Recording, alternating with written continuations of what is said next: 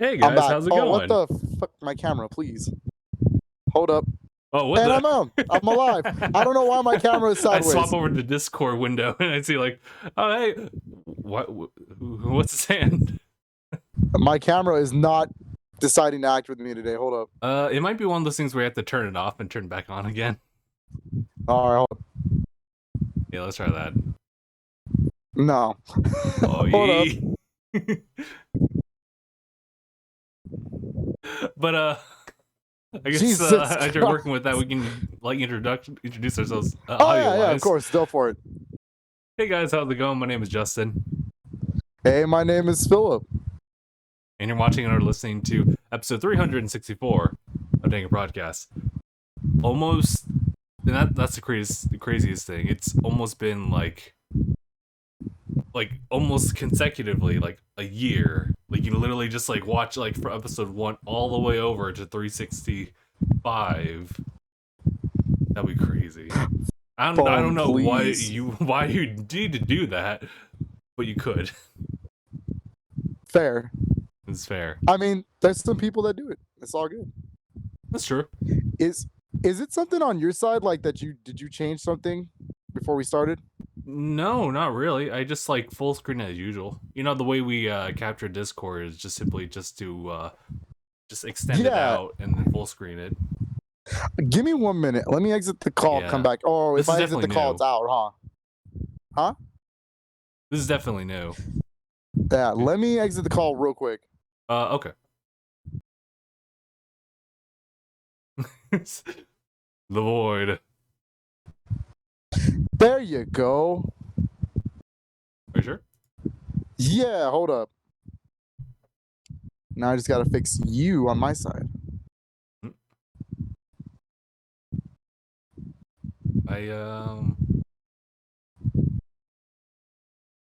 Hold on, everyone, technical difficulties. Yeah, sorry. Does it look good on your side?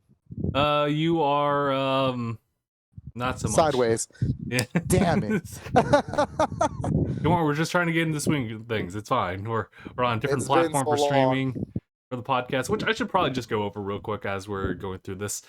Yeah, so the situation is that we're actually doing a live stream for the podcast on Twitch instead of YouTube, due to the fact that we keep having some terrible signal, or I guess if anything, like a lot of like frame drops happening on YouTube side. But then again, that's also like on a different like time period too. So not usually evenings. It's usually like, yeah, I see. Did I fix it? Usually like afternoon, like just the afternoon. Yes. All right, not touch anything. I feel like a fucking wizard. Anyways. Just kind of. Have you seen that like camera? one bit where like I think it was Seth Etherman. He was what was it? It was one of those things where like you're having the phone like up to you and you drop it and then like it passes through a mirror and like it flips over and catches it. But then there's an extra one where he lets go of the phone real quick. Yep. And he's like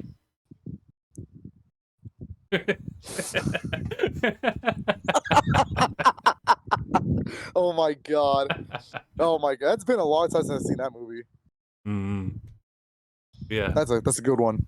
But yeah, dang, I haven't been on the podcast in a while. Yeah, it's been, and understandably because like work has been like my day job sucks. My day job's really bad and I'm tired like every single day. Every single day. Even on your Saturdays? Even on my Saturdays, dude, it's killer. It's terrible. I wake up and it's Sunday and I'm like, dang, I own a house. So I actually have to do stuff. And I'm like, fuck, what am I supposed to do from there? I just want to chill. But anyways, why am I here, Justin? Oh, right. Finally, you're here because despite how fatigued you really are, this is about what you've been doing for most of your life, which is one, collecting games, but also the announcement of new games and whatnot, which is E3. But yes, finally, it's been 2 years since E3. I know that last year was really bad for everybody, and I totally understand why we didn't have one. But I also know that developers tried last year, like they had conferences and shows, Yeah. but it didn't feel like E3. Like it was just like, oh hey, look, we have a direct. That's about it. I mean, this actually feels like E3 again. It really does, yeah. Aren't they also like having it like live, like people can actually walk into? No, this is Okay. a digital only event this year. Okay. But that is fine because developers are coming in hot. We have Saturday all the way to Tuesday is all of E3. Nice. And every single day of this like weekend is going to be like packed with stuff. So, oh my god, I don't even know There's where a to lot begin. to cover. But did you watch Loki? Because I think we should talk about Loki. I watched it like first thing. It's so good. It's so fucking good. Wow, dude. Best episode 1 in a Marvel show so far. Because if we were to review real quick, I think if anything, was a WandaVision starting it off was really just like us being like simply placed in the middle of things as far as just like introducing us to like the sitcom version. But of course, there was a different like thing going on at the same time with that. It's true. It's Falcon and the Winter Soldier, right?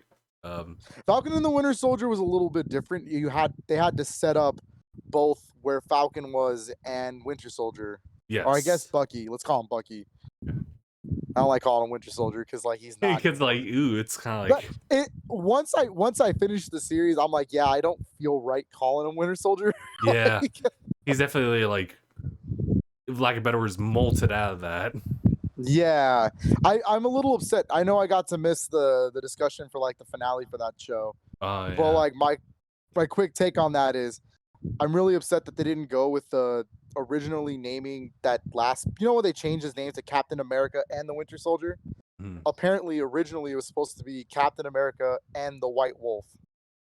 Oh using his Wakandan name, which would have been really cool. That would have been super dope. Alas, there's a lot of really good bits, like starting off with Winter Soldier. If we're just gonna do a quick aside on that, if you just want my quick opinions, I think episode 1 to 3 was a little not rough, but a little long to start. Once Walker kills the Resistance member, that show went bonkers. Yes, like the last 3 episodes, good lord. Like they were so good, it was ridiculous. Looking good, John. Look good, John. That was funny. That was truly funny. They weren't even Super Soldier. I was like, yeah. Got wrecked, dude. Man, fuck U.S. agent. I'm kind of happy that like he has like a little slightly better outcome for himself now, because he did pull through at the end. Yeah, and he is going to be showing up in future Marvel projects now. Yeah. But yeah, that's my quick synopsis. I think it's really good. I think WandaVision is better, but that's only because I like Wanda a lot more. Like I like Scarlet Witch and her story. I like the genre. I really do. I guess like setting and everything. Yeah, I do think both shows are amazing, and what a damn good way to start the MCU shows so far. And Loki is following in that footstep because goddamn, that was a really good episode. Really good. That was the fact that the show went in this entire thing and only revealed the plot to you 5 minutes before it ended. Crazy. Yeah. It's true. And I guess it kind of makes sense because like obviously it does work more towards the characters as far as like how they are and like what would they do, specifically Loki, in this circumstance of just being displaced somewhere else entirely. And then like more and more the context of like where these timekeepers and whatnot came from. Well, maybe not like that, but just like how they built this all up, and that's slowly like trickling in and like staying with Loki is I think it was a really good episode just to introduce them, but not like force feed us in a way. Yeah, I agree. I like the little bit more details about the different universes, different multiverses, and how there's a sacred like timeline. Yes. By the way, shout outs to Tara Strong. That was really cool. I did not think Yeah. it was going to be her voice. As soon as I heard her talk, I was like, oh, that's Tara Strong. That's cool. She's finally gotten something Marvel. That's great. Don't tell DC though. But but yeah, no, I think the idea of having a Loki variant is really cool. Yeah. I also like forgot how smart evil Loki was. Dude is incredibly smart. Yeah. Like when he's in court, there's the scene where they go to court because I guess in TVA you have to be like trialed to see what you did wrong as a variant. Yeah. It like you have to see if you stand accused like guilty or not guilty. And the part where he says, "Oh, but the Avengers can top time, but I can't." And I was like, "Wait, hold on. How does he know that?" And then his next words were, "I can smell two Tony Starks with the musty cologne." I was like, "Yeah, that makes a lot of sense." Well, the question is, does Axe body spray also come with a cologne? Jesus Christ. That was the coolest part. I was like, "Yo, he's smart. I forgot about that." So he obviously knows they're time hopping. This Loki knows that they're time hopping. Yeah. Which is really cool. Owen Wilson does a fantastic job as his character. But it's a 0 out of 10 because I didn't hear a single wow. So. All right. Well. Wow. Wow.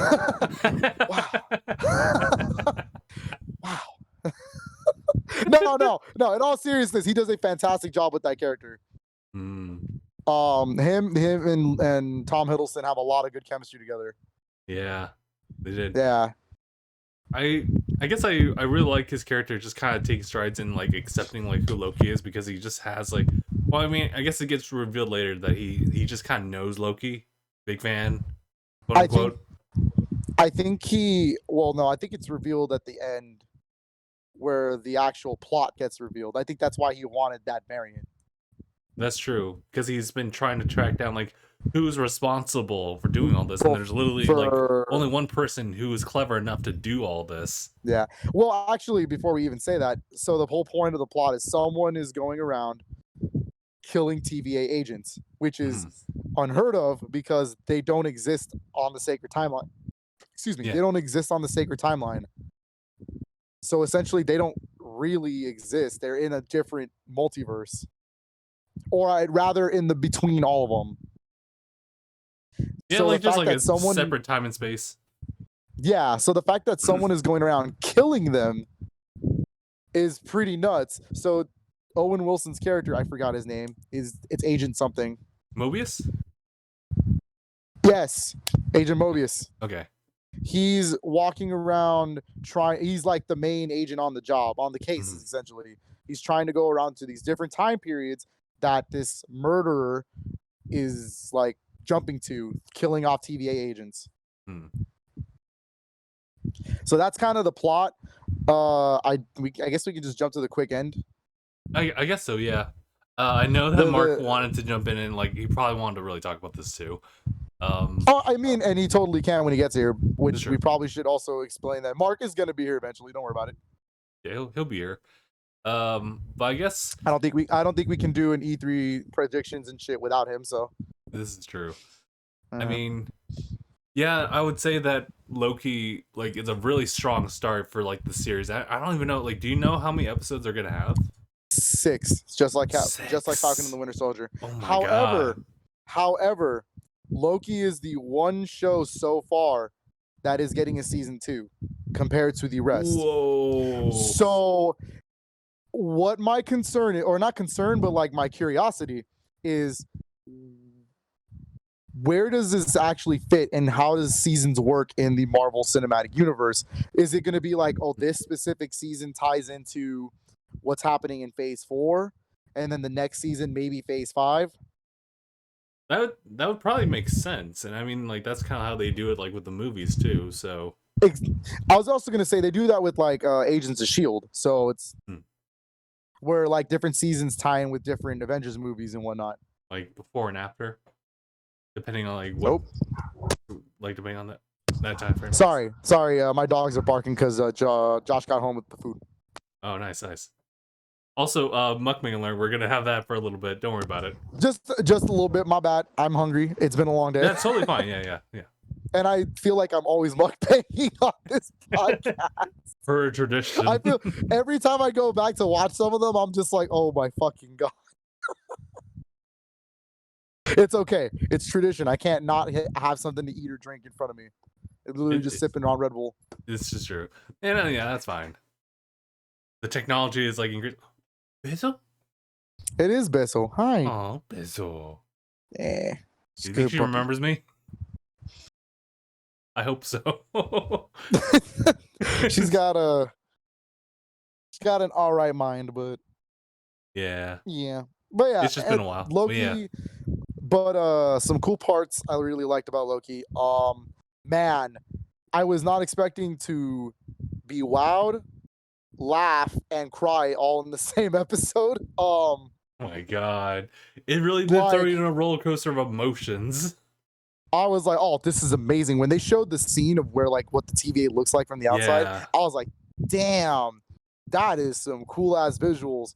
And then like all the cool jokes between him and Agent Mobius, and all this weird fun stuff they're doing, and then all of a sudden, the waterworks. Yeah. Like I knew eventually they were gonna have to tell the variant, hey, your main sacred timeline version dies. You can't go back. That's kind of the whole point. That's so rough.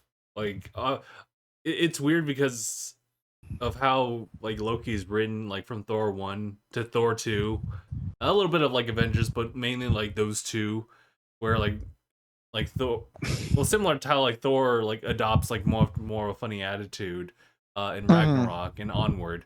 But for Loki, it carried on like after during Dark World. It's just like, well, I lost. What am I gonna do? But it's that's a good way to put it, because I really thought about it and I was like, you know what? Yeah, this kind of Loki, the show, reminds me more of Thor 1 and Thor Dark World than it does like Ragnarok. Right. Because Ragnarok and what eventually Love and Thunder is going to be more comedy focused. Right. Which is cool. I like Ragnarok a lot, but I would say though that the Loki that we've seen like before he like even like sees Mobius, the fact that he gets like scanned like through everything had like kind of a similar like comedic dynamic as like Ragnarok Loki, or it's just like, maybe I've been a robot. Maybe I've been a robot all this time. That one was funny. How do I know if I'm a robot? But what if I die? What if I explode? Oh my god, that was fucking comedy. Yeah. And then the part where he has to sign papers. Yeah. That was hilarious. This fine ass Guardian of Leather. Hang on. our residential Loki fangirl, Sephi, lost her mind from what I heard. Yeah. Yep. Fair. Very fair. I heard she completely lost it, but that's okay. All right. Understandable. It's obvious this is what they wanted to do. Exactly. But yeah, no, the parts where they show off all of essentially everything up to Infinity War, where he's just watching his life essentially to the end. How are they going to dynamically change a character all in one episode, from being like crazy. Overly confident to showing color to him, emotion, like just break like him down. Oh my god! I think they showed like the most pivotal moments too. The fact that it was heart-wrenching. Yeah, they kept feeding into him the fact that like he was the one who lured them to like where like his mother was. He was responsible for that. To what was it? To Thor just saying like those bits in the elevator before Get Help. He talked about just like how he wanted to just fight alongside him, but like ultimately we just agreed to disagree. But at the end, we worked together. And 1 minute. I'm listening. Give me 1 minute. Okay, yeah, for sure. Yeah, the fact is that like they show all these pivotal moments for Loki and how it changes his character, and in a way, it kind of like injects that into the current Loki, but he's going through the motions of it. The fact that he betrayed Thanos for Thor, or at least maybe inadvertently. We didn't see actually like Thor respond to it like off camera, but he saw it. He saw his life literally break away as he had like his last words in what was it, Infinity War, which is just simply "You will never be a god." Crack, and he's like, Yep. Oh, and I like how they didn't show the crack like they did in Infinity War. Like they just like you just hear him snap and he like twitches. I was like, oh god,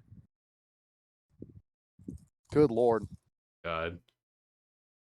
It's just, and then like at the end, like Mobius finds him in the same room, and he's I mean, at this point, he's already tried using the Tesseract, right? And like, as they said, like the Power Stones don't even mean anything here, too. Oh my god, when he saw all those Infinity Stones, I was like, yo, he's so screwed. Oh my god, the fact that we get a lot of those actually. It's like, oh, we got a lot of those. Yeah, some people use them as paperweight. Like, oh my god. It was genius. The fact is that it implies that so many people have tried to abuse the Power Stones. People that are not meant to have them. Yep. Right. And so, like that kind of makes it or opens up like the possibilities of like. I think about Endgame, and the fact is that like they literally just like yank like time stones and whatnot like off of like each other's timelines. I think if it weren't for the fact that it was Bruce who talked about how like we could just put them back once we're done with it. Yep. I think that's what I think the timekeepers saw that they were like, it's kind of a pass. Hold on. In the court area, they did say that it was fine for the Avengers to time hop. That was supposed to happen. It was supposed to happen. So they were supposed to go back and put everything on. So that's why the TVA did not step in. Right. So yeah. So realistically, that actually begs another question. I'm kind of mad Mark's not here right now because he would love this question. If Loki's a variant, what does that make Gamora? Part of the sacred timeline. That's what I'm thinking. So she was always meant to die in the Soul Stone. Yeah. Because, but yeah, that is kind of weird because technically, like, in that same timeline, there's like been 2 Soul Stones then. Yeah, that's what I'm trying to say. I was like, huh. Yeah. Yeah, that's weird. I never even thought about that. I would say that, and that's also the same thing with her sister as well. The fact that she killed herself. But I guess it's all to follow like one narrative. And if there was 2 of them with 2 different agendas, then it wouldn't have worked out. Yeah. Yeah. I also want to pick out at like Doctor Strange's bit in Infinity War when he was coming up with a plan, right? He like went through so many like different like scenarios, and he picked one out of all of them that would work. So I don't know if that's the timekeepers doing as far as like they knew that he was going to pick the one. You know what? Wouldn't that mean the time stone has something to do with like, and obviously it has something to do with it, but wouldn't that mean like whoever uses the time stone can see through different multiverses like that? Yes, because because that would make sense for Doctor Strange in the Multiverse of Madness. Oh, ooh. Because realistically, Loki is the mainframe now for what is going to happen in the MCU. Yeah, the multiverse now exists. It is open game for anything to happen now. So even Doctor Strange is going to explore that. Yeah, especially like with Wanda like trying to save her kids, right? That's going to be a thing.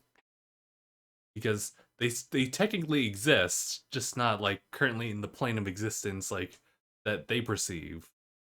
So yeah, it's crazy. The fact that it's like I'm starting to question like all the things in Endgame because of the fact that they had their own established way of like fixing timelines, like interjecting themselves into like different points in time and how they would fix it.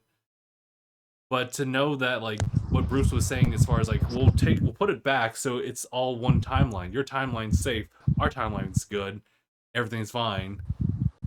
And the fact is that that was all supposed to happen. Same thing is like Yes, and when so was Steve Rogers going back in time same and and staying. staying. Yeah, I guess that was all supposed to happen.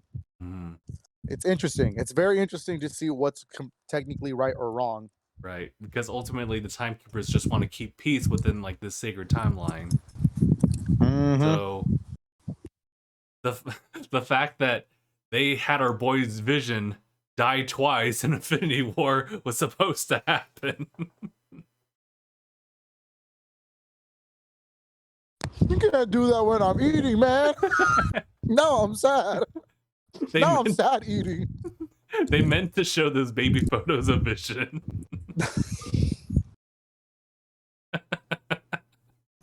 I'm offended. Those baby photos. That is sacred timeline right there, right? Fucking all the sitcoms, sacred timeline. Evan Peters not being the real Quicksilver, sacred timeline. Thanks, Kevin Feige. I'm making myself cry. It's okay.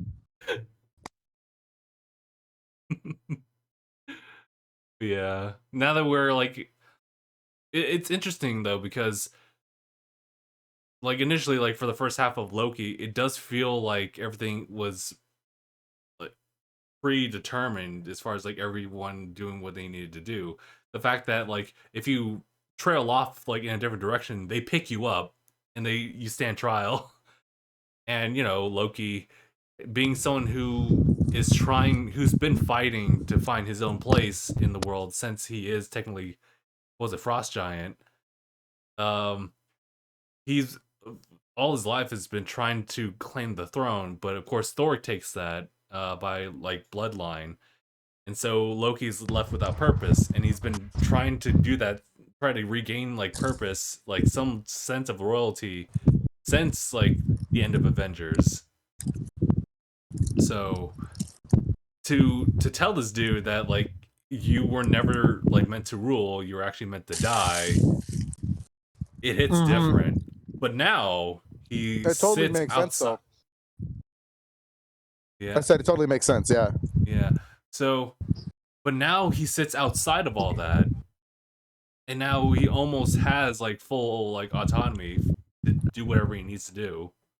So I'm really It curious, like if he makes me wonder if he's gonna show up in Thor: Love and Thunder. might. I feel like And it's will he though? interesting if he's gonna jump back because obviously we'd want him to jump back and just have like Maybe the season ends with him setting up Thor: Love and Thunder, but I don't think it's going to be him in it. I honestly think Loki is now going to be a background character, which is why that series is going to get seasons. season 2. Yeah, okay. Like he'll actually be working for the TVA because that's where he has to be at That's that all point. he can be now. Yep. I would even say that he would probably one day meet the timekeepers and they would give him the pass here. Yes. Especially since like he stopped himself, if that's where the narrative's going. Yep. So yeah. But yeah. I think this is gonna be really promising. I think it's gonna be a good show. Do you want to talk about the quick ending? The quick ending. The ending. Remember when we said the plot was revealed at the end? Someone is killing the TVA agents. Oh right. Well, yeah. Agent Mobius straight up tells Loki the reason he wanted him was because the murderer is another Loki variant. Mm-hmm. So it makes sense. Someone has to be just as smart to catch one. Like He has to have someone that's smart enough to catch himself. I think the fact is too is that like the TVA was actually on Loki for a little bit, and he didn't know that. Yep. He was just doing him. Yep. So it's in a gonna way, be. he was like already like trying to alter the timeline. So the only last question I have for this is, if that second variant's a thing, where did that second variant come from? Yes, I'm like, all right, I have to track back because I get fucking up in Endgame. There's the variant.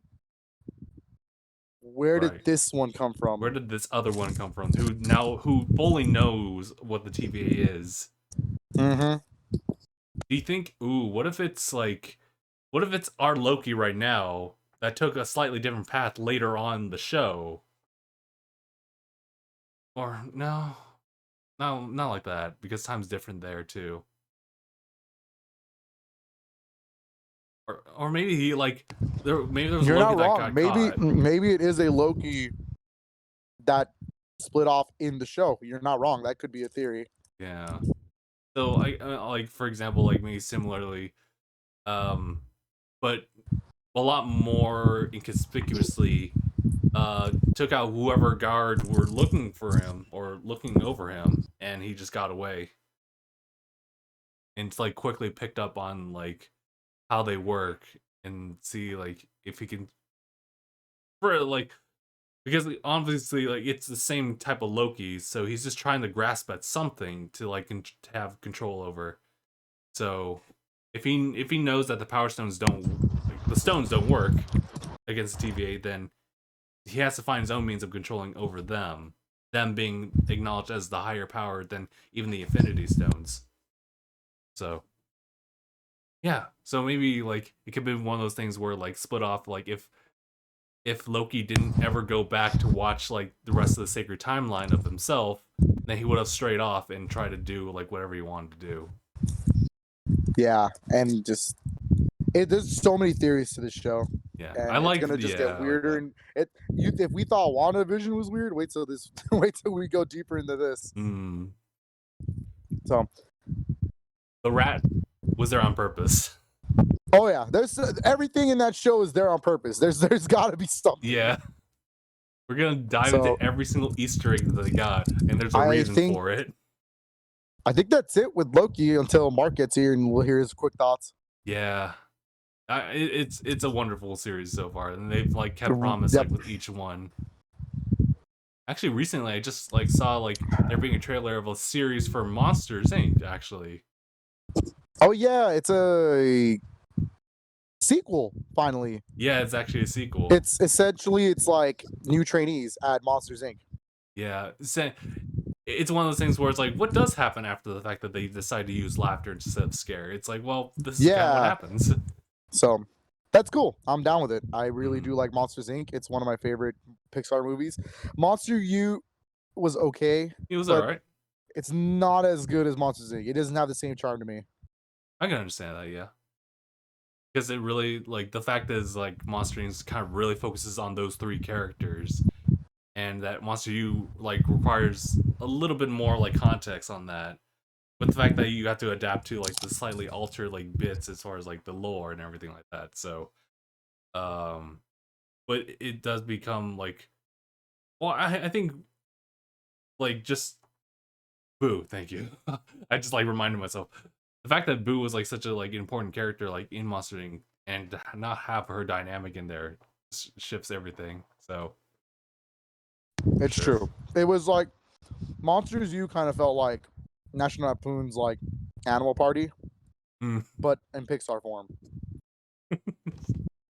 All right. That's really what it was, and that's fine. It's still a good movie in its own right, but it's not as good as Monsters Inc.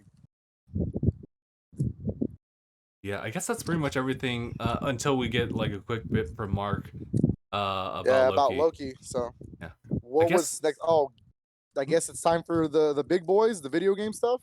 The video game stuff, because that's literally taking up the most of it. For E3 though. For E3, we had Summer Games Fest yesterday, hosted by Jeff Keighley. Yes.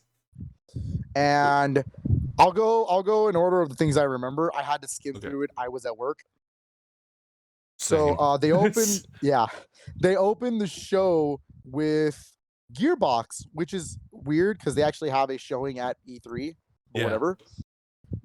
And Gearbox showed off a game that kind of leaked earlier this week, but they showed it off finally. And it's Tiny Tina's Wonderlands.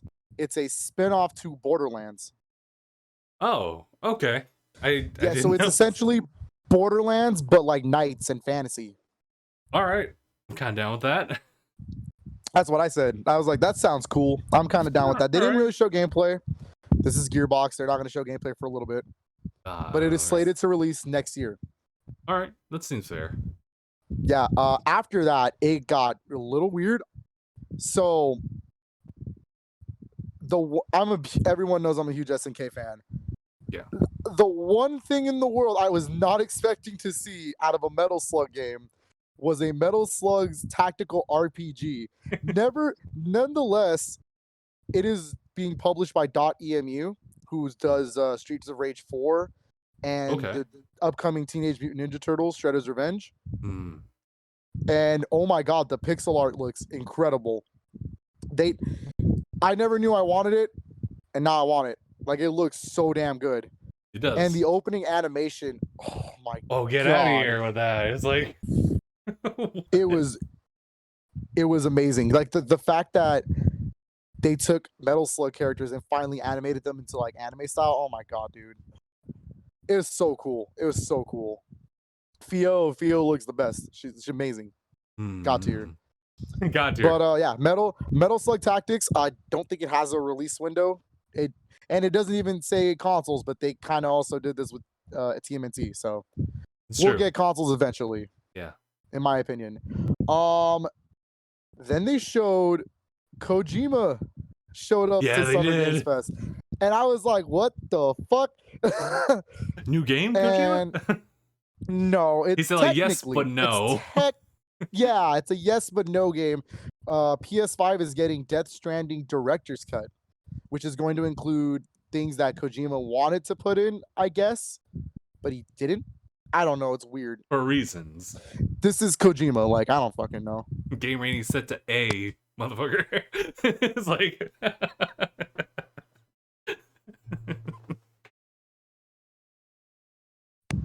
I can't eat when you're doing that. It's so unheard of nowadays, so could you imagine? Yeah. But to be fair, I mean, if Jeff Keighley's there, Kojima's going to be there. It's like his best friend. Yeah. So, Death Stranding, I guess technically remaster, it's happening. So, do we know if it's going to be like a separate game, or is it going to be like a separate game? No, but whatever, it's fine. It is going to be a separate game. It's going to have to be a separate purchase, I assume. Yeah. It'd be nice if they did the exact same thing with like Integrate, where they just give you like a PlayStation 5 version to download. Yeah. But it is what it is. After that, it was a lot of indie games. I'm not going to lie to you. Summer Games Fest was kind of meh overall. Fair. It's fair. It was a lot of games that you set us up with showing us off these AAA companies and then just kind of indies all over the place. That's not to say that was bad. Solar Ash is looking really good. I know that's the same team who made Hyper Light Drifter.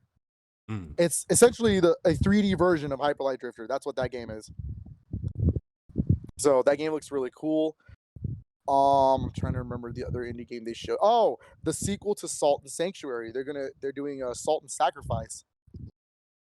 Was that the one where it was like kind of like a 3D environment, but like a figure, some kind of character that moves in a slightly... Okay. No. It's actually, and I mean this in the most literal sense, it's 2D Dark Souls. Oh yeah. Okay. Yeah, they purposely made a 2D version of Dark Souls and called it Salt Sanctuary. Like, that's what it is. All right. Really good game. I have it on Switch. But the sequel is not confirmed for Switch. It's PS5 and PS4 only. Wow. And it looks like it can run on a Switch. I'm just going to assume they're going to take their time with the Switch version. Fair, all right. So there's that. A couple of other indies. I need to go back and watch it. Do not take this as confirmation that it was there, but apparently Xbox showed off Tunic. Yeah, whatchamacallit, And it's I didn't see that trailer, and that's like one of the most hype indie games I Yeah. want to play so bad. Because it's literally just Zelda but a little fox. Yeah, but it's a low cute fox. But I want to play that so bad. they're similar to how Steam had like a quick one weekend demo for Tunic. Xbox is doing the same thing, so they're gonna have like exclusive demo for like a certain time frame. I think sometime like by the end of the weekend or something like that. So anyone who like has an Xbox, anyone who has an Xbox, you can go ahead and download that and like really try it out. They've been really taking the time on that one. Ooh, yeah, he's ready. But what else? Ready. I'm so goddamn ready. I cannot wait to play Tunic. It looks like a really fun indie game. Yeah, I just kind of want to because I remember like someone showing off some of the gameplay like for the first demo on Steam, and I think there was something about the ambiance that I really wanted to grasp onto because it's one of those like Breath of the Wild scenarios where it's either no music or it's actually like very like really nice music playing in the background. Yeah. But subtle audio cues. I do. Oh, my bad. That's me. Okay. But I remember in Summer Game Fest. Oh no! I remember in Summer Games Fest. Glitchy? There was a talk with Jeb Keighley and another like person. Maybe I should wait for Phil to jump in. Yeah, no, there was something where Jeff was talking to someone for a seemingly long time. Don't remember what it was. I don't know what the game was for. But I just remember the conversation going a little bit too long. And I feel like I had a case of like deja vu on that one. Oh, all right, we got this, Phil. Hold up. Let's just reapply what we learned last time. Yep, there it is. Okay. Bingo. Okay, yeah, I figured out how they'll do it. It's like I think it's a glitch with Discord right now on mobile. Okay. I was just saying that I remembered that there was a bit in Summer Games Fest where Jeff was talking to someone for a seemingly long time. And it was just kind of weird pacing on that. But I feel like I got a sense of deja vu, like as it may have happened before. Yeah, the Summer Games Fest essentially felt like an awardless Game Awards. Awardless Game Awards. That's pretty much what it was. And what's funny is that as we go further in, I believe there's a schedule for E3 2021 awards show at the very end. Yes, there is. And that award show is kind of weird. I mean, E3 does awards, right? Because they like to show off, best at show or whatever. Yeah. So, but this time, because they can't really present awards in person, they're going to do a show. All right. But we'll get to that soon. Yeah. Toward the end of Summer Games Fest, the last 2 games they announced, those were pretty big boy ones. We'll do the first one. Okay. And that was, they didn't announce it, but they showed off more of Evil Dead, the game. And I fucking love Evil Dead.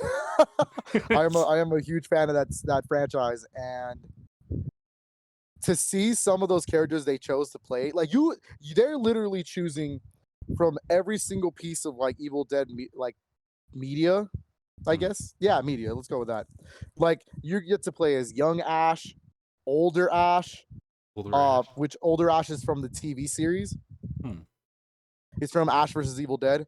You get to play as Ash's best friend back in the first movies, like 1981 Scotty. You get to play as his sister, which is really weird because she turns into a Deadite, but whatever. Yeah, all right. Yeah, it's weird. Exclusivity, of course. My favorite is that you get to play as both Kelly and Pablo from Ash vs. Evil Dead. They're like the trio. It's great. That's like the winning team there. But they even brought in characters that essentially die in the movies. Like they brought, oh my god. Well, I said his sister, but they also brought in the detective from the first season of Ash vs. Evil Dead. I forgot her name, but she is a detective that's in there that joins their team. The game is essentially like, is it like Dead by Daylight? I want to say it's like Dead by Daylight. I was gonna say, like, is it like that but more offensive? Because like in kinda, like, yeah, because there's two teams you can play. You can play as the Deadites, or you can play as the heroes. Yes. And it's essentially a big multiplayer game. Yeah. I don't know how well that's gonna translate, but hopefully it's good. I'm kind of surprised that they're pulling shit from Army of Darkness, because a lot of people should know that movie has a lot of licensing issues. Because at first it was published by Universal Studios compared to the rest of the series. Oh. And then there's some other shit here and there. And even the first season of the show, they couldn't even reference Army of Darkness because they didn't have the license to. Oh. And that part, that part's kind of important, because like the end of number 2, he goes back in time, like, so oh my god, like it's kind of important, but they kind of just skipped over that whole thing. Like they didn't even reference time jumping in the first season. After that, seasons 2 and 3 fully embrace it, but it was a little weird. But so far the character roster looks really cool for the heroes. The Deadites look really cool. Game looks cool. It's coming out on everything. It's like Series X, Xbox One, PS4, PS5, and Switch. All right. And then they ended that trailer with a tease of Evil Ash from Army of Darkness, which is like, in the movie he gets turned, like half of him comes off of his body, and it's an evil version of himself. And he essentially becomes like the leader of the Deadites. Okay, that makes sense. Yeah, and that's really cool. So my hopes for that game, real quick, I hope they add more heroes in there, more characters to play as at least. They still can choose a ton. There's Professor Nobi's daughter, Annie, from number 2. They can choose Ruby, who's technically a villain, but she's a good guy in season 2 of the show. And the one, I don't think they're gonna do it, but it'd be cool to reference the reboot, because they don't have any reboot characters yet. It'd be cool to get Mia, who's essentially the new hero for the reboot series. So that would be pretty cool. Speaking of which, filming for the second reboot movie's out. They're starting already. Okay. Evil Dead Rise is what it's going to be called. And Bruce Campbell, who plays Ash Williams, is going to be one of the executive producers. Oh, okay. So, yeah. If you didn't know, Sam Raimi's directing Doctor Strange in the Multiverse of Madness, right? I didn't know about that. That's wild. He's the one directing. So he's the one directing that movie. Bruce Campbell teased that he has a part in Doctor Strange in the Multiverse of Madness, because Sam Raimi and him are like best friends since 1980. So. Oh my god! So of course, I'll have to like make some arrangements. Oh yeah, pretty good shit. But it's like one of my favorite horror series. The game looks cool. We haven't had an Evil Dead game since PS2, so it looks good. I'm actually kind of excited for that game. It look really good. Yep. And you can take it away for this one. I already know what's happening. Wait, are we talking about just like a bunch of games? The final game at Summer Games Fest. Oh, okay. For some reason, I just shoved that for you to like go for. No, the Evil. Okay. I want to take a bite out of this taco, but it's also because Evil Dead was the second to last game. Okay, yes. So this was definitely one of those. Wait, there's more, or one last thing types of bits. Jeff like completely lead it off. Like, of course, he's the only one doing it. Just leading us into this one. I was actually watching like a streamer like watch through it, thinking like, yeah, he might just pull our legs on this one, or could it? Ladies and gentlemen, it was Elden Ring. Elden Ring is a legitimate thing that Jeff has been holding like secretive for as long as he's possibly had it. Fucking real. It's real. It's a real game, dude. I to kind of like go back to like my conversations over chat. I was talking to like everyone generally speaking as far as Elden Ring. I was saying like, to be honest, this looks like peak medieval fantasy. Well, it's also written by George R.R. Martin. Yes. So he's acting as one of the writers. Nice. And to be honest, like I'm not too well, I mean, obviously like there's the similarities like with the Souls games and everything. So and I know those have like their own like set lore and everything. But for the most part, I can't catch a single bit of those. But I have a feeling that this one will be slightly more coherent, but also maybe more elaborative in that department. So I do look forward to seeing like how the story for that one like evolves as you go through the game. But otherwise, the other portion of that is definitely the gameplay, where you see the token like the signature roll, gigantic monsters. Obviously, there's a dragon, but there's just like I don't even know how to describe these monsters, Phil. It's just like these are just I'm all I can say. It's peak medieval fantasy.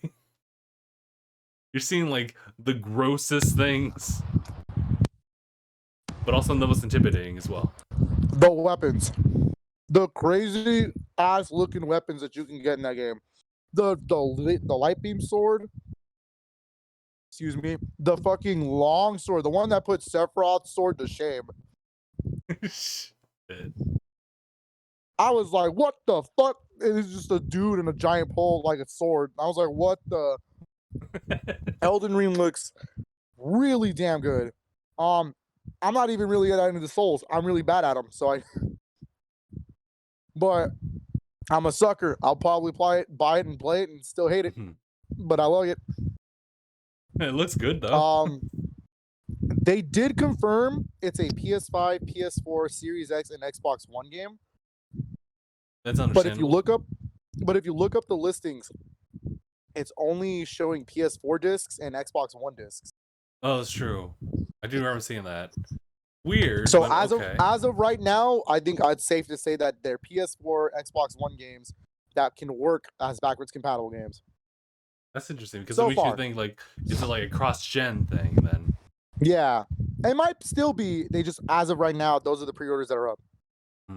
The game comes out January 21st, 2022. So theoretically, it's still within this fiscal year. So it's early. It's really early 2022. So we don't really have that long to wait. I just know that January is a busy month already.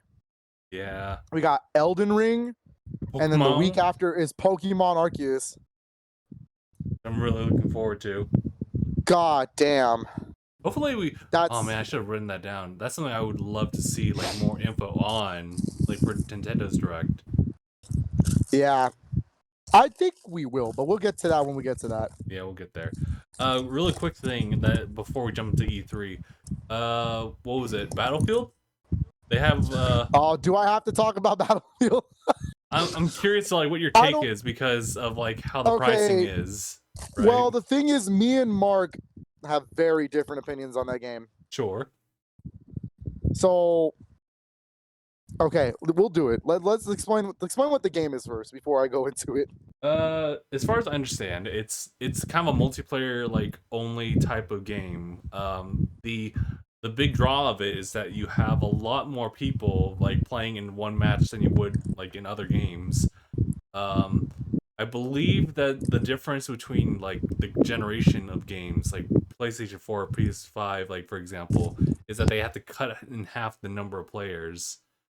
They're able to jump into the match. It's still a lot, but it's cut down. But other than that, I didn't know if there was any other variants to it. I think that like from what they showed, obviously they had like everything like put into the editing of it, so everything had like it carried the energy forward and got everyone excited for it. And I know that they're gonna show off some more gameplay on the 13th, I believe. So I think that's all the information I have. I just know that it looks pretty clean. So to reiterate some of the things you said, Battlefield 2042, that is the name of the game, is going to be a multiplayer only game by DICE, and it's published by EA, of course. And yes, it'll be a PS5, Series X, PS4, Xbox One game. The biggest differences between the generations is that 128 players can be in one lobby on PS5, Series X. and you get full-size maps. If you're playing on PS4 or Xbox One, you're actually only relegated to 64 players and smaller, reduced size maps. Oh boy. It's not a free upgrade. They already confirmed that. Yeah, they're like separate. They are separate releases. PS4, Xbox One, they're charging $60. PS5 Series X, they're charging $70.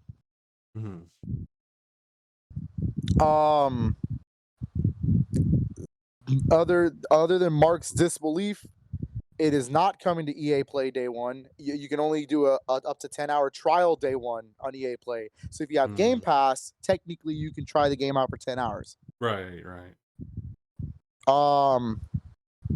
And then no single player. No single player. So no battle royale. No single player. Just straight up multiplayer. Mark's opinion is that doesn't matter to him because now everybody plays the multiplayer anyways. And I mean, you're not wrong, but you're charging me $70. Yes, when there's other games that are free with focus on multiplayer. So it's it's definitely like it's a question that you're kind of like, oh, like take over for a bit, but it's also like a pretty valid like question too, considering the times now. We have like a lot of games that are like diversifying themselves, not just by genre, but just simply just the modes that are like included. I mean, like there's Among Us, which is just like multiplayer, but everyone loves it, and people would probably argue that it's kind of a complete game, honestly, like for what it is, right? Or I'll take it. I'll take it back. I was gonna say I'll take it back to a little bit more easier comparison. Okay. Call of Duty, Black Ops Cold War is a $70 game on Xbox Series X or PS5, but you get a single player campaign, you get multiplayer, you get Warzone's always free, and then you get zombies. Yeah, that's a lot of content. You have different modes, you have different things. Even though the single player is only like 2 to 3 hours long, it's still there. They put time and effort into making a campaign. Yeah. And the fact that every single Battlefield has had a campaign up to this point, and now nothing, means that they must be putting a lot into this. Not just simply like by the capacity, but also just like the content in there. But it does beg the question, that does beg the question, what's worth $70? Yeah, I had this discussion the other day. I just bought Ratchet and Clank Rifts Apart. To me, that's a $70 game. But then I'm also arguing that Returnal's not. But you know, I'm in the minority in that. So really, realistically, what's a $70 game? Because you're gonna get a lot of different opinions and takes. Yeah. Overwatch 2 is gonna probably charge you $70, and that's a multiplayer only game. Yeah. Granted, it has a single player, but that's, you know what I mean. Right. No. Yeah, I get you. Yeah, like there's gonna be games that'll charge you for multiplayer. It's not gonna just be. I guess we'd all be on the same boat when we say like a single player only type of game would be like a full price game. I know there's I was watching a recent like review on Days Gone. A pretty hot take on that one. But yeah, otherwise those are pretty full price games. Pretty much, yeah. So anything like personally, I would say that a lot of single player games just have that like right by themselves, just simply because that's how it was. Yeah, but also like it goes back into playing devil's advocate. If a single player only game can be worth $70, why can't a multiplayer game? Yeah. It's very hard to decide what this is. It really is an opinionated thing. I personally won't buy it because there's probably other games that are going to come out around that time. Yeah. But that's a me thing. I understand that. Yeah. Mark just said something real quick. Might be back between now and an hour from now. Okay. Oh boy. I guess that gives us the okay to go ahead and just like jump in on our combos. On E3. Yes. Hold up 1 minute. Let me take this last bite. Okay. So yeah. So I guess like as like getting more and more games that diversify like and really split off from like that single player versus like multiplayer. Um, I guess it'll just add more to like the pool of like discussion as far as like, especially on the multiplayer like portion of it. Like, is it worth this much? Because I think like, I mean, Mark is not really here, but essentially like his argument is that like single player is appreciative, but like ultimately people will stay for the multiplayer. That was his argument. That it's ultimately the destination is going to end up like in multiplayer mode. And that's fine. Yeah. Because there's a lot of people who do that because it just kinda helps for those who don't like play like buy a lot of games, it is a means to just prolong like one game that they have bought. So understandably, like there's a lot more being put into multiplayer because that mindset or how developers acknowledge that and they want people to just keep coming back to the games, play more. It's true. It's really opinionated overall. I remember this was an argument even when they announced new games are going to be $70, and so Mark's it really asking is what just you a eating, matter. Phil? Huh? Mark's asking what you eating, Phil? Oh my god, I got some tacos in this burrito. I just downed 4 tacos on stream, Mark. Leave me alone. Damn. I'm hungry, damn it. I only gave Naya the 2 last night. I was hungry. I've had a very long day at work, all right? But we're at E3, baby. E3. This is it. Okay. So the reason the podcast is actually done today is because E3 technically starts tomorrow. Yes. So we're just kind of getting like our thoughts and predictions out there before like they like get started. Yes, because I think it'd be kind of dumb if we did a podcast tomorrow in the midst and then of there's that. still then there's still Sunday, Monday, Tuesday left. Yeah. It's tough. We won't really have coverage because I didn't personally know the schedule and I didn't really want to request because of work stuff. I have at least Tuesday for sure. But nice. I will, but I'll get to that one soon because obviously that's my time to shine. Mark is in the chat then, right? Yes, he is. Cool. I'm gonna need him for Sunday's streams for these Sunday E3 presentation stuff. His opinions, because I know he's Mr. Xbox. So yes. But tomorrow at the first one is going to be 10 a.m. Yeah, the first stream is 10 a.m. It is the Wholesome Direct. Wholesome Direct. Wholesome Direct. Last year there was a Wholesome Direct. It's essentially a direct to announce indie games, but they're like the theme is like they're wholesome. Oh, okay. Like more along the lines of like Stardew Valley, or like okay, that kind of stuff. Yeah. Okay. I really don't have too many expectations going into that one. Yeah. So I just figured I'd throw it out there because it's part of the schedule. But yeah, that's a thing. That's nice. I would like to see indie games. I'm down for anything. I'm down for it too. Yep. Nice, like definitely watching for that. Yeah. So the big conference tomorrow is at 12. It's the next one after this. And it is the Ubisoft Forward. Ubisoft will be going first this year at E3. Be interesting. And yeah, it's a pretty interesting choice. I think we should start with what they've already announced before we go into predictions and stuff. Straight off the bat, Prince of Persia Remake will not be appearing at this conference. Oh yeah, they posted something about that, right? Yeah, so they did say that the game has been delayed into the next fiscal year, so that can be released between March of 2022 to March of 2023. Okay. So they say that they're hard at work at it and they're just not ready to show it. All right. So they at least were straight up and said no Prince of Persia.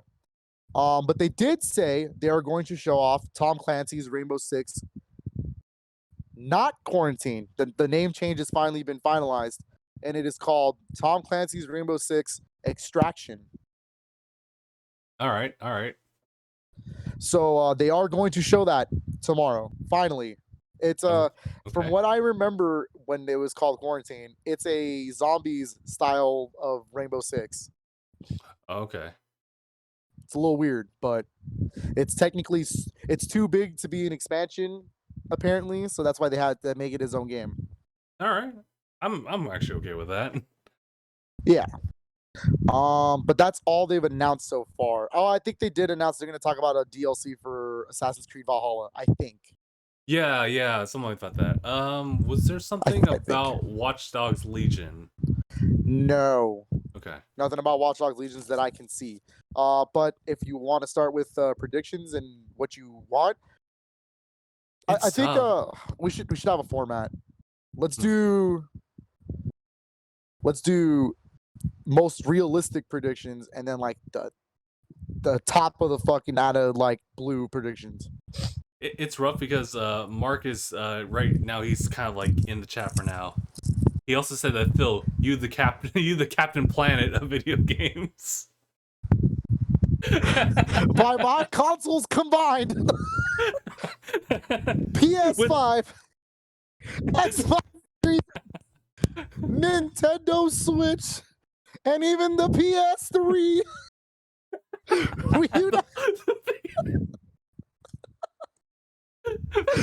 Don't ask me why I have all these next to me. Do not ask me a single question of why all those were next to me. I won't say anything. I'm just gonna say if you pull out the Sega Saturn, it's technically Captain Planet. I don't have a Saturn. I wish I had a Saturn. I 100% wish I had a Saturn, but that is a rich man's collector's. That is not the point. The point is, I guess, realistic prediction. My problem is with Ubisoft, and like this happens every year. I want to make realistic predictions, but I never get them right because Ubisoft is not that company. Yeah. Like you can probably throw the dart for Just Dance something, and that will like. Oh God. Well, okay. I mean, yeah, okay. If we're gonna get the ball rolling. Yeah, we're gonna see Just Dance tomorrow. Oh, definitely weird choreography. I'd look forward to one that requires the new PlayStation 5's VR like headset.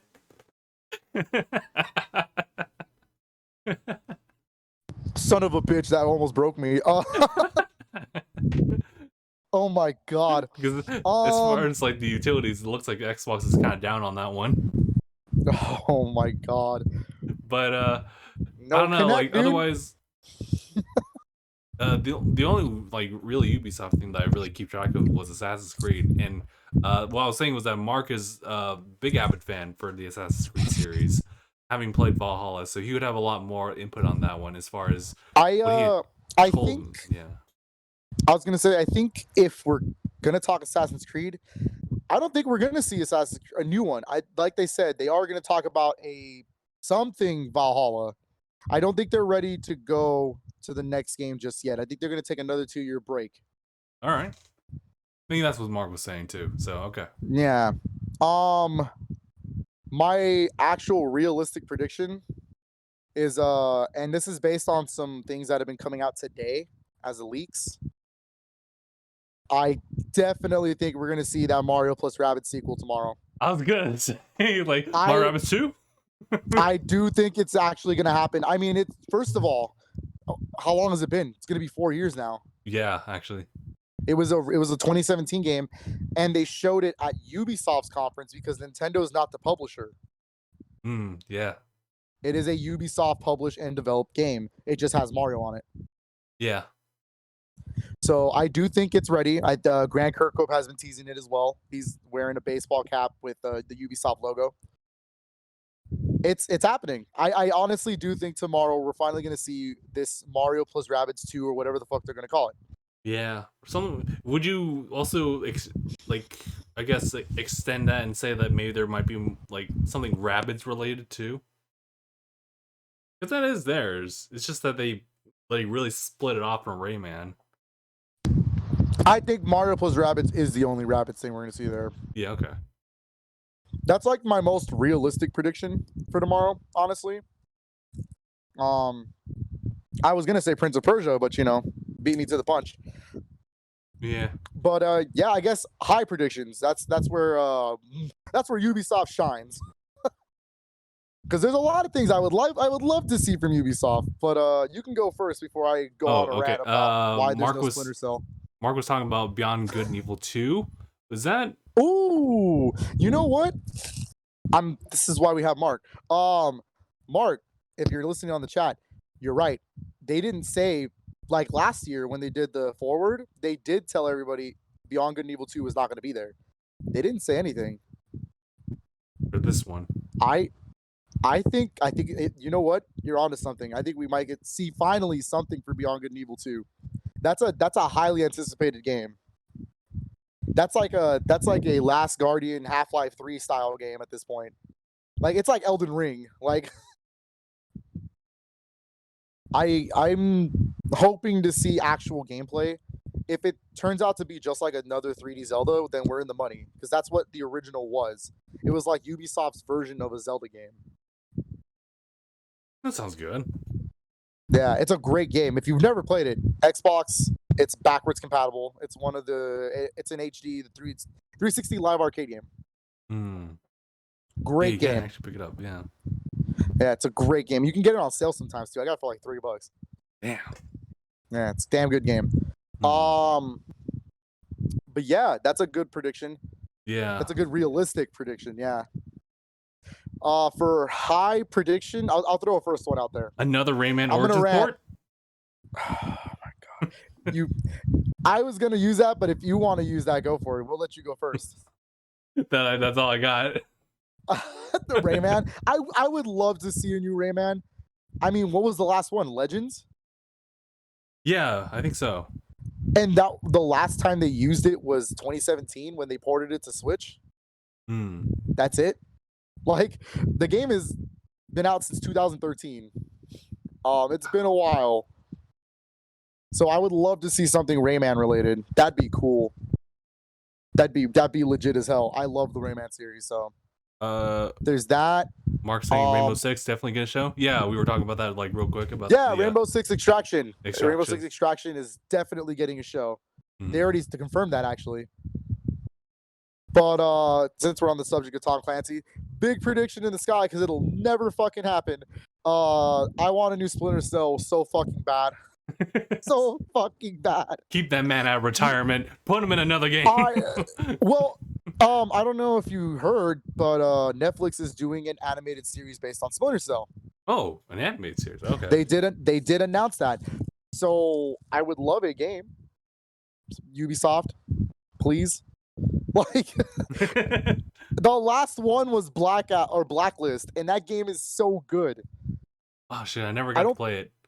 I don't think there's a bad Splinter Cell game now that I think about it. I just some better than others, but like, and they're all backwards compatible on Xbox. If you want to play them, just do it. I bought all 3 of the original Xbox discs for like $5 a piece. So yeah, you could definitely do it for cheap. And it's so worth it. Pandora's Tomorrow and Chaos Theory are some of the best Xbox original titles ever. Damn. All right. They're so good. But they'll never do it because they hate Splinter Cell or some shit like that. At this point. Well, I mean, there is Splinter Cell VR. That is a confirmed thing. What was Mark saying? Division? Small chance of happening? Or something? Something with Division? What? Maybe. Maybe. I mean, it would not be out of the realm if they said Division 3. Yeah. It would not be out of the realm at all. What else does you? I forgot about a realistic thing. They're gonna definitely talk about Far Cry 6 tomorrow. Oh yeah. Definitely. I mean, that game looks really good. So. It does actually. Nah. I would like to just see like a little bit of a demo for it, or like a demo showcase for it, just see how like it actually plays out, because what they showed as far as like gameplay wise with their montage, it was the most chaotic stuff that I've seen from Far Cry. But that's when Far Cry is at its best. since Far Cry 3 did the whole shift in tone, because Far Cry 3 was the first one to actually have like a really fucked up villain, like, Yeah. and then like all these crazy chaotic set pieces. It's perfect. Like Far Cry is at its best when it's being ridiculous. So I cannot wait to see what Far Cry 6 even does. Let's see what else is Mark was saying. Mark was saying that big surprise could be if they wanted to pull an unexpected remaster of, say, Black Flag. But also No, 6. I Oh, God. I was gonna say any Assassin's Creed news, like remaster wise, that's not gonna happen. They're probably just going to talk about Valhalla. That's the most Assassin's Creed you're gonna get tomorrow. Mm-hmm. But also, Far Cry 6 is canine companion Chorizo just stole the show. Pretty much. Chorizo looks amazing. Another realistic prediction. Probably a new Hyperscape Oh yeah. update. Yeah, I forget that's Ubisoft, Yeah, but right. some along those lines. Maybe they'll show off. Can someone confirm to me if that last DLC for Immortals Phoenix Rising came out? The one where there's going to be set in Chinese mythology. I've lost track of like where that is. I would love to see that because Immortals was really good. So I've personally I'm just waiting to see like if they'll do the Ubisoft price cut all the way down. It's sitting at 30 right now, so I'm like, can we push it like to 20? Damn. I mean, fair. That's totally fair. But yeah. That's pretty much all I got for Ubisoft. I just really hope to see Rayman. I hope to see some Splinter Cell. I hope to see franchises that Ubisoft owns, like stuff that made them good back in the day. Yeah. Like they are sitting on a bunch of IPs and they just don't do anything with them. Like out of all the third-party companies, Ubisoft has a pretty strong roster of IPs. It's pretty crazy. It's true that they haven't really done much with them. So to see, I mean, I guess if anything, Rayman kind of had that bit with them, but then that was Origins and Legends, so they would have to do something else with them. I'd be so like focused if they were just to announce like a 3D Rayman game. Like it's like what the. All right. What? 3D? Yo, whoa, slow down, dog. What? That was the slowest zoom. It was amazing. I think a 3D Rayman's not out of the realm. I mean, there's been two, right? Rayman 2, Rayman 3, Hoodlum Habit. Yeah. Like, I think it could happen. I think it could happen. But again, that's a big sky, like high in the sky kind of prediction. So I don't know. But yeah, that's Ubisoft. Ubisoft is the biggest conference tomorrow. There is still two more though. Tomorrow. We have Devolver Digital that's going up next. Oh, okay. And Devolver Digital, if anybody knows, they're an indie company. They publish a lot of games. That they published Hotline Miami, and they've done Shadow Warrior and some other like indie stuff. Particularly good ones that have recently come out, like The Messenger, Minute. Yeah. Piku Niku is a really good one. Trying to remember like a big Serious Sam. They own the Serious Sam series. Oh yeah, okay. So I don't have too many predictions because again they're a wild card, but they did release a teaser. Because if you don't know, if you've never watched their show, it's like watching Adult Swim, but on steroids. Okay. There's a continuing story through every year they've showed up at E3. And so they save the main character who's like the CEO of Devolver Digital, Nina Stuthers. And they saved her out of this like mind warp for her trying to sell you bad DLC. Oh my god. And so in the background of that image where she's like happy, they're teasing Hotline Miami 3. Nice. So that's like my only prediction is we'll probably see Hotline Miami 3, maybe Shadow Warrior 3. Those are like the big games right now. let's And I don't really have high in the sky predictions for them. Yeah, okay. What was another? Did we talk about Gearbox already? I think we did. No, Gearbox is the last one. Gearbox is weird because they, like I said, they've already showed off Wonderlands. So what else do they have? What, more Godfall? You more God. Oh, sorry, was I? Ultimate my bad. Primo Edition. Yeah, 120 there, my friend. Whoops, my bad. Was I the only one that hated it? My bad.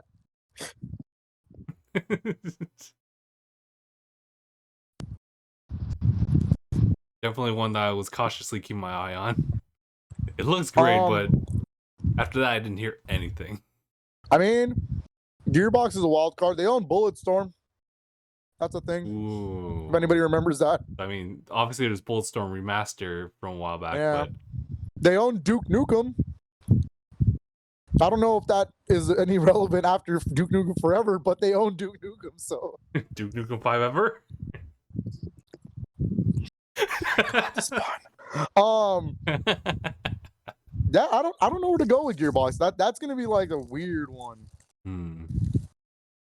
So Mark, prepare yourself because we're talking about Sunday, and the first person to go up on Sunday, well, it's two companies. It is Microsoft and Bethesda's showcase. A 1 hour and a half of brand new games from both companies. Oh my god, dude! Like, for me, it hinges on this. That's a big one. That's a big one. I guess I should start on the Xbox side because Bethesda's side is a little bit more curious, in my opinion. That one actually has some conversation. So for the Xbox side, I need Microsoft to tell me what their first party companies are doing because they bought a lot of companies. Right. But we have no fucking idea what half of them are doing. What they've done.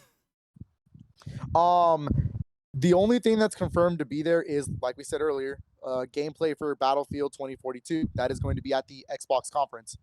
Oh, okay.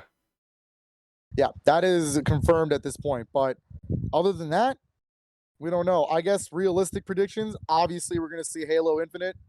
I would fucking assume so. I mean, like, I hope so. I'm so scared for that game, dude. Let me tell you. I've never been so excited, but also very afraid. I've never been so nervous to see Halo at this point because I need it. They need it to look good this time. They need it to be on point, or else people are gonna fucking riot. And that's having yet another part. reason, and you can't like dig yourself out of that one. Yeah, like they need this demo or whatever they're gonna show to be on point. Mark and I are both in on seeing something from Rare as far as like their latest. The only game that they pretty much have is Everwild, right? Yeah. Like Everwild is probably the only thing they're gonna show from Rare. Maybe. Oh, actually, no, that's not true. Technically, that's not true. I'll get to that. But in terms of other Microsoft companies, definitely Psychonauts 2. That's gonna be there. Yeah. Double Fine is definitely gonna come in with Psychonauts 2, which is, I can't believe I'm saying this. It's looking like the more promising exclusive by this point. Well, exclusive to a certain degree. It is coming out on PS4, but not PS5. Oh, that's weird. So it was a Kickstarter game, so they legally have to make the PS4 version. So it's coming on PS4, Xbox One, and it's Series X. So Series X is essentially the exclusive version. Okay. So that's where I'll be playing it on, in Series X. That game looks super fucking good. Like, I like Psychonauts a lot, so I waited years for this fucking sequel. And Double Fine is a really good company, and I'm happy Microsoft owns Double Fine because then that's where they get the weird games. Like Double Fine is the team that can bring like Brutal Legend and Psychonauts and even all those old Tim Schafer point and click games like Grim Fandango. Like that. That's the kind of shit I want to see coming from that company for Xbox. So excited to see Psychonauts 2. I'm pretty sure it's going to be there. What other companies are they on? I don't think we're going to see anything from Coalition. I don't think so. Like, Gears 5 is just the Gears team. I don't think we're gonna see a Gears game here. I don't. It is too early. Yeah. It's Especially too that early. they did what, Hive Busters. They just did Hive Busters. They just upgraded 5 to the Series X. There's no fucking way. Another realistic prediction is Forza. And I know Forza happens every year, but this one's actually kind of unique because they're going to show it off probably, but Forza Motorsport is not happening this year. They're going to delay it to next year from what I'm hearing.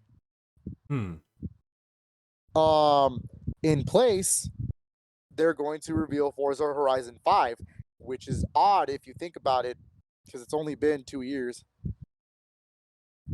Wow, has it really been 2 years? Yeah, since Forza Horizon 4. And God, last year maybe they I've just been hearing it so much in conversation that it just feels last year's Forza technically was just the Series X version of Horizon 4. Fair. Yeah. So this year they're supposed to be doing Horizon 5, which leads me to believe who the fuck works at what's the company? Playground Games. Because they're the ones developing Fable. How the fuck are they pumping out another Forza Horizon while still working on Fable? That makes no sense. I also don't think now that we're on the subject though, I don't think we're gonna see Fable. Oh, I don't think so. I mean, I would love to be wrong. I would absolutely 100% love to be wrong, but I don't think it's gonna be here. I'm sorry. Yeah, because I'm so curious about it because like I was starting to get into 2. I never finished 2, but I heard that 3 was kind of like it, and then they kind of spinned off from that, and then they kind of went quiet for a bit. Well, Lionhead Studios closed down, so Microsoft kept the IP, but the studio's gone. Okay, that's why. Yeah, Fable 1 is good. Fable 2 is godlike. Fable 3 is it's all right. I mean, it's not bad, but it's not the best. And that's about it. That's really the whole series. The others are just spin-offs. So I would really like to see something for Fable, but it's not going to happen. I need at least I'm going to tell myself that, so when it does happen, you know. But sure. I just wish I think that like a screenshot of the list of all the companies they acquired, so I can actually start picking at them. I have most of them memorized in front of me, but what about what's it called, Undead Labs?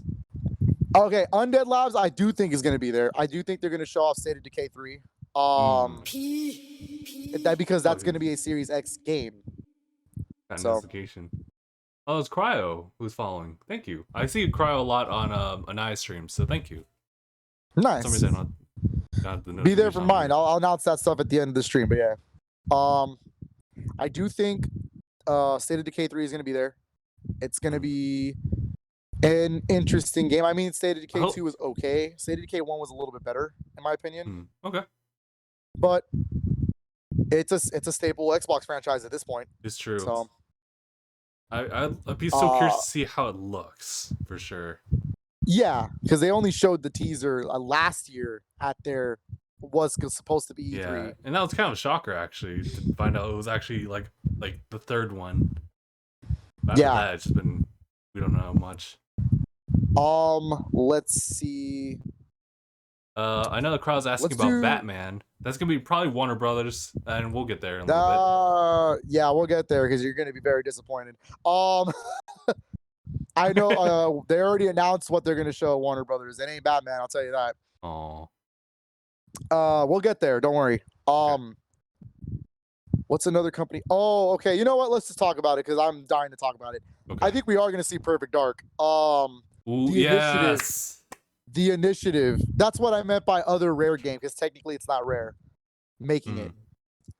I would love to see something for Perfect Dark. That is my most anticipated Series X game so far. I am a huge fan of the original 64 game. Zero exists, but I cannot wait. I'll acknowledge it like that. I cannot wait. I just want to see more of it. I really do. I want to see what a new team can do with Perfect Dark.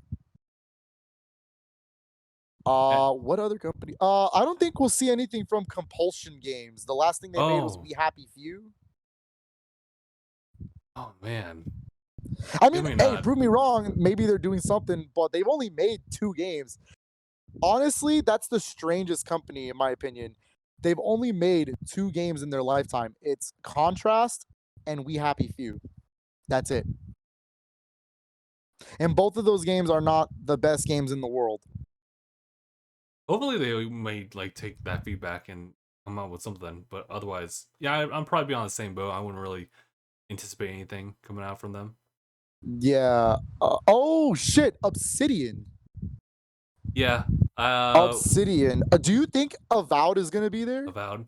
I really hope so, but I have no way of like because Microsoft has been just quiet about a lot of that kind of stuff. So aside from like Oh, I them know. actually Good. announcing it themselves, I have no idea.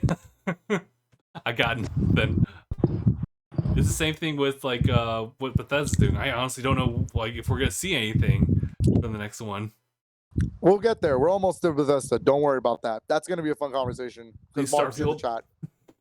Yeah, that's what it is. But There's Anaya. I He's in the think chat. What he said? Anaya, why are you in the chat? Aren't you playing Ratchet and Clank? Anyways, Anaya, hold on. If you're in the chat, get in this goddamn podcast. What are you doing? It's Anaya report to the principal office. I do think we'll see something from Obsidian. I don't know if it's Avowed. I hope it's Avowed. That game Me kind too. of looked cool. Because Obsidian's biggest like strong point is that they make really good Western RPGs. So, maybe some more Outer Worlds DLC. Mhm. Who knows? But Obsidian should be there, I think. Oh man, they bought a lot of company. Oh, I do know one. We're not gonna see it. I'm gonna tell you right now. They already confirmed we're not gonna see it. Ninja Theory's not gonna show Hellblade 2 there. They said that it's still doing good. There's no delays that from what they've originally planned, but they're not ready to show it. So Hellblade 2, Senua's Saga is not gonna be there. Yeah. I know. That's a hurtful one. I really want to see more of that game. Yeah, especially since they led with it with the Series X. Yeah, that's true. That is the Infinite's the first Series X game. But, yeah, technically speaking, yeah. But Hellblade was the one that showed off with the Series X. Like it's pretty crazy. Now it's currently eating, but he's gonna need to like knock out after that. That's fair. I'm mukbanging, bro. Get in here. Mukbang together, bro. Come on. Mukbang together. Like, yeah. Just Justin pulls out a fucking burrito. Just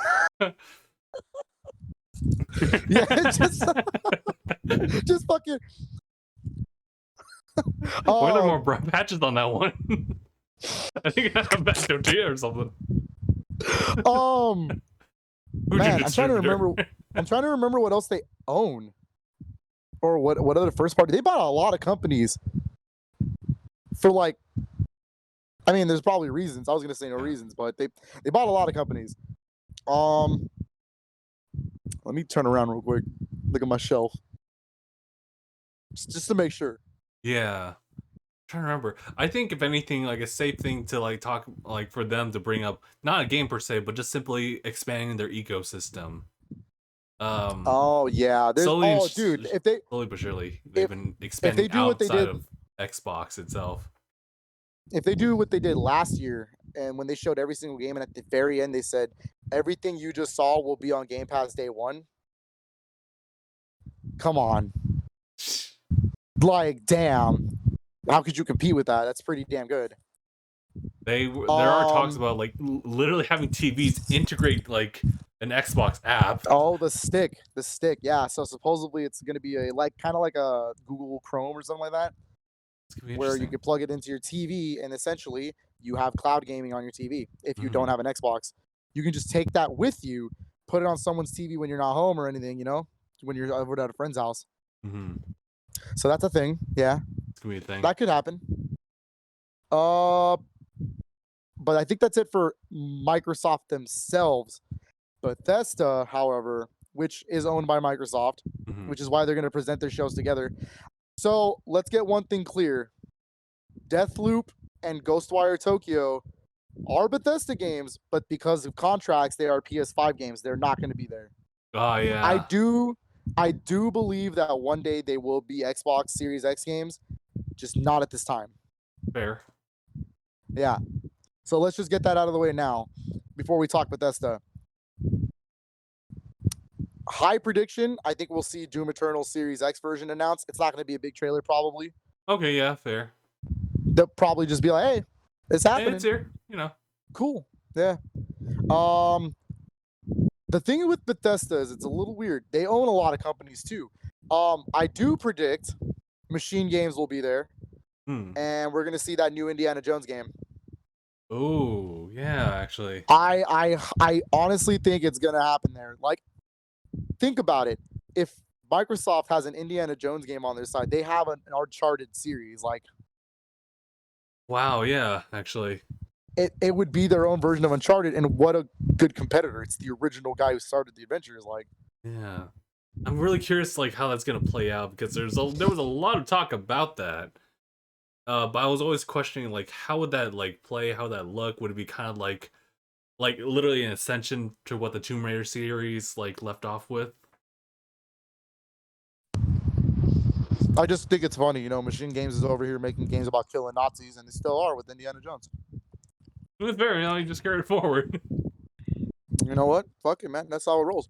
No, yeah, I would like to see Machine Games come out with their Indiana Jones game. I know that's what they're working on. like ran so that Indiana Jones could sprint. Oh my god. Tango Gameworks is out of the question. They're working on Ghostwire. Oh, okay.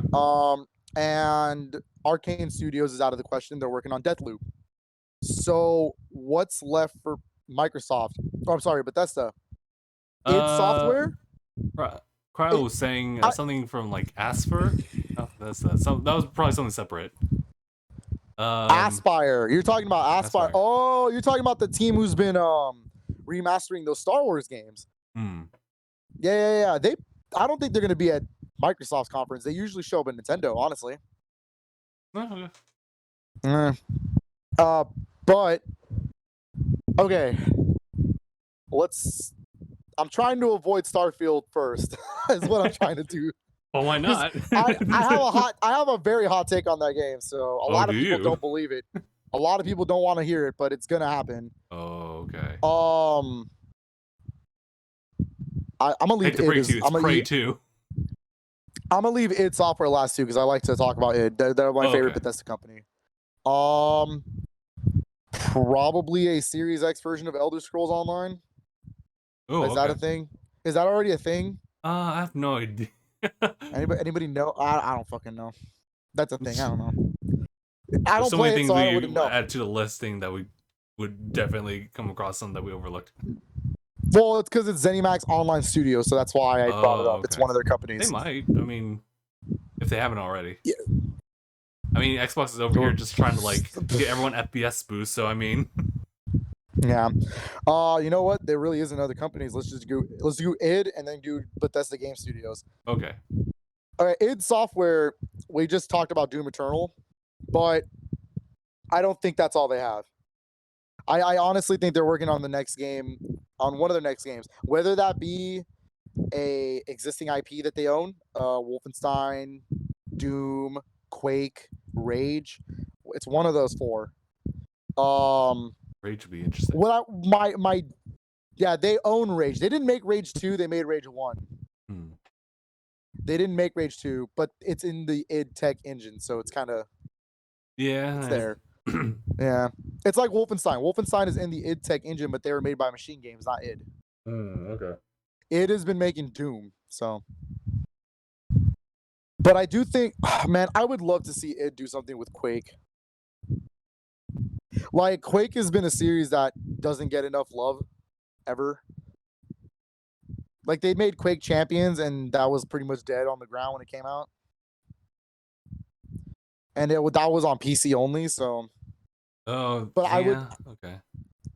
Honestly, all I really want from id is if they do it, is just do what they did with Doom. Just bring out Quake 1, 2, and Quake 3 Arena. Boom, call it a fucking day. Ports. Ooh, okay. Ports on modern consoles. It doesn't have to be Xbox, but obviously it'd be announced at Xbox. It probably would be, yeah. And be like, oh, you know, like if you guys, I mean, they wouldn't say it, but it's like if you guys Game like Pass, we see sales on it. Game Pass day one, Quake 3 Arena, people would eat that shit up. I'm just saying. That's actually a really good one. Yeah, I would like to see something with them. But yeah, let's do it. Let's do Bethesda Game Studios because I know that's the big one. Starfield's probably gonna be there. I would be shocked if it doesn't show up there. Because then what's the point of calling it the Microsoft and Bethesda conference? Obviously they're teasing something. Oh my god. All we have Starfield's gonna be there. The hot take is that it's going to be a Series X exclusive, and nobody wants to hear that. Like, well, the Series X exclusive as in just Series X. We're not talking about, like, Game Pass PC or anything like that, right? Oh, well, no, obviously PC. But I don't usually count PC because everything goes to PC. Oh, I see. Okay, so we'll just, like, make that console exclusives, it'll be a Series X game. I'm pretty sure. I don't think it's coming out on PS5. A lot of people are like, no, it'll come out on both. I'm like, dog, Microsoft bought Bethesda for $7.4 billion. Do you honestly think Starfield? Like, you think they would actually want to start sharing? Yeah. Like, do you honestly think they just bought the company just to go, oh, you know, we can just release Elder Scrolls 6 and Starfield on everything, you know? Because, like, let's be clear, Elder Scrolls 6 is not going to be here. Yeah. It's not going to be here. But when it does show up, how good does this good does this sound to you? Elder Scrolls 6, Xbox Series X exclusive. You're going to sell Xboxes. That's just how it is. When Microsoft bought Bethesda, they now own some of the biggest IPs. They own Fallout. They own Elder Scrolls. They own Doom. They own Wolfenstein. Like, nobody understands that. They're going to use those to their advantage. Yeah. Like, there's no way that they're going to say, Starfield, it's on everything. Don't worry about it. What? So, Series X. I'm thinking Starfield's going to show up. It's going to be on Series X. My prediction is that it's 2022. Oh, all right. Yeah. All right. Yeah. Hopefully we can see more than just, you know, like a OPIC shot and title sequence. Oh my god. I would love to see more. It's in space. My favorite thing that Todd Phillips has said. Todd Howard, right? It's Todd Howard or Todd Phillips? Yeah, Todd Howard. Yeah, Howard. Whatever the hell his name is. The guy who runs Bethesda Game Studios, he straight up said in an interview on Xbox, he said, well, I think Starfield's the most hyped game that no one's ever seen, so there's that. And I was like, damn. Yeah, that makes sense. So I think that's like my last thing about Microsoft is it's going to be Starfield. They're going to end that show with Starfield. Because if Starfield is truly the next RPG from Bethesda Game Studios, come on. Like, that's such easy money for them. So that's pretty much my Xbox predictions. Mark, did you have anything to share if he's even in the chat? Yeah, just let us know, Mark. Because I think we covered as much as we could. As much as we could for Xbox, yeah. Yeah, because a lot of it's still like kind of in the dark. Honestly, I really shouldn't say it because it's gonna be self-fulfilling prophecy. Scalebound.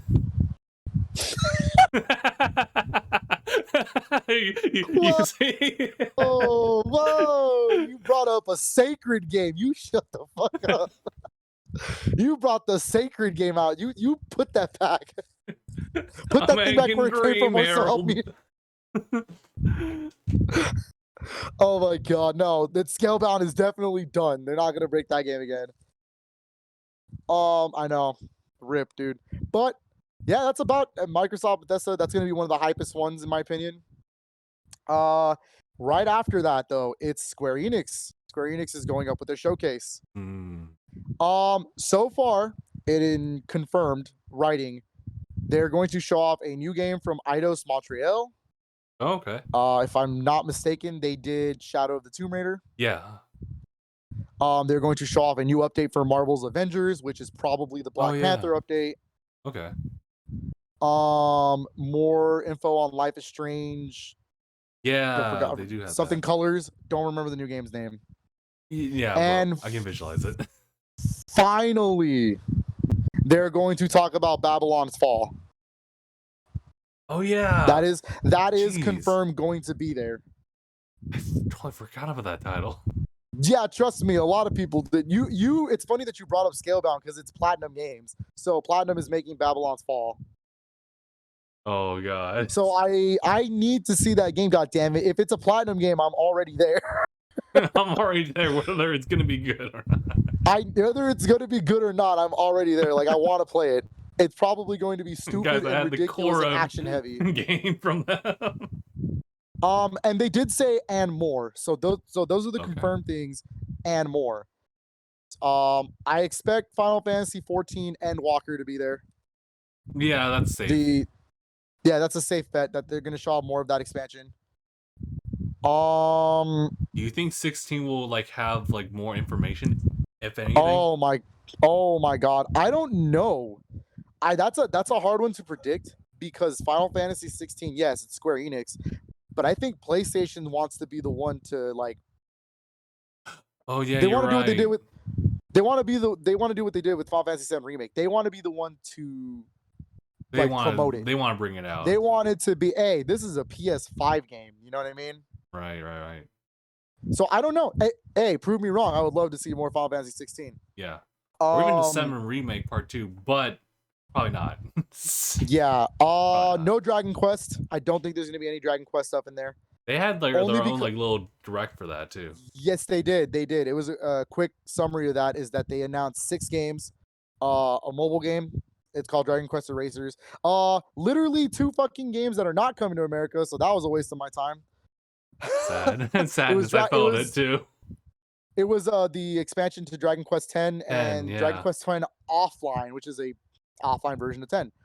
But then the next 3 were the big boys. I cannot wait for Dragon Quest 3 HD 2D.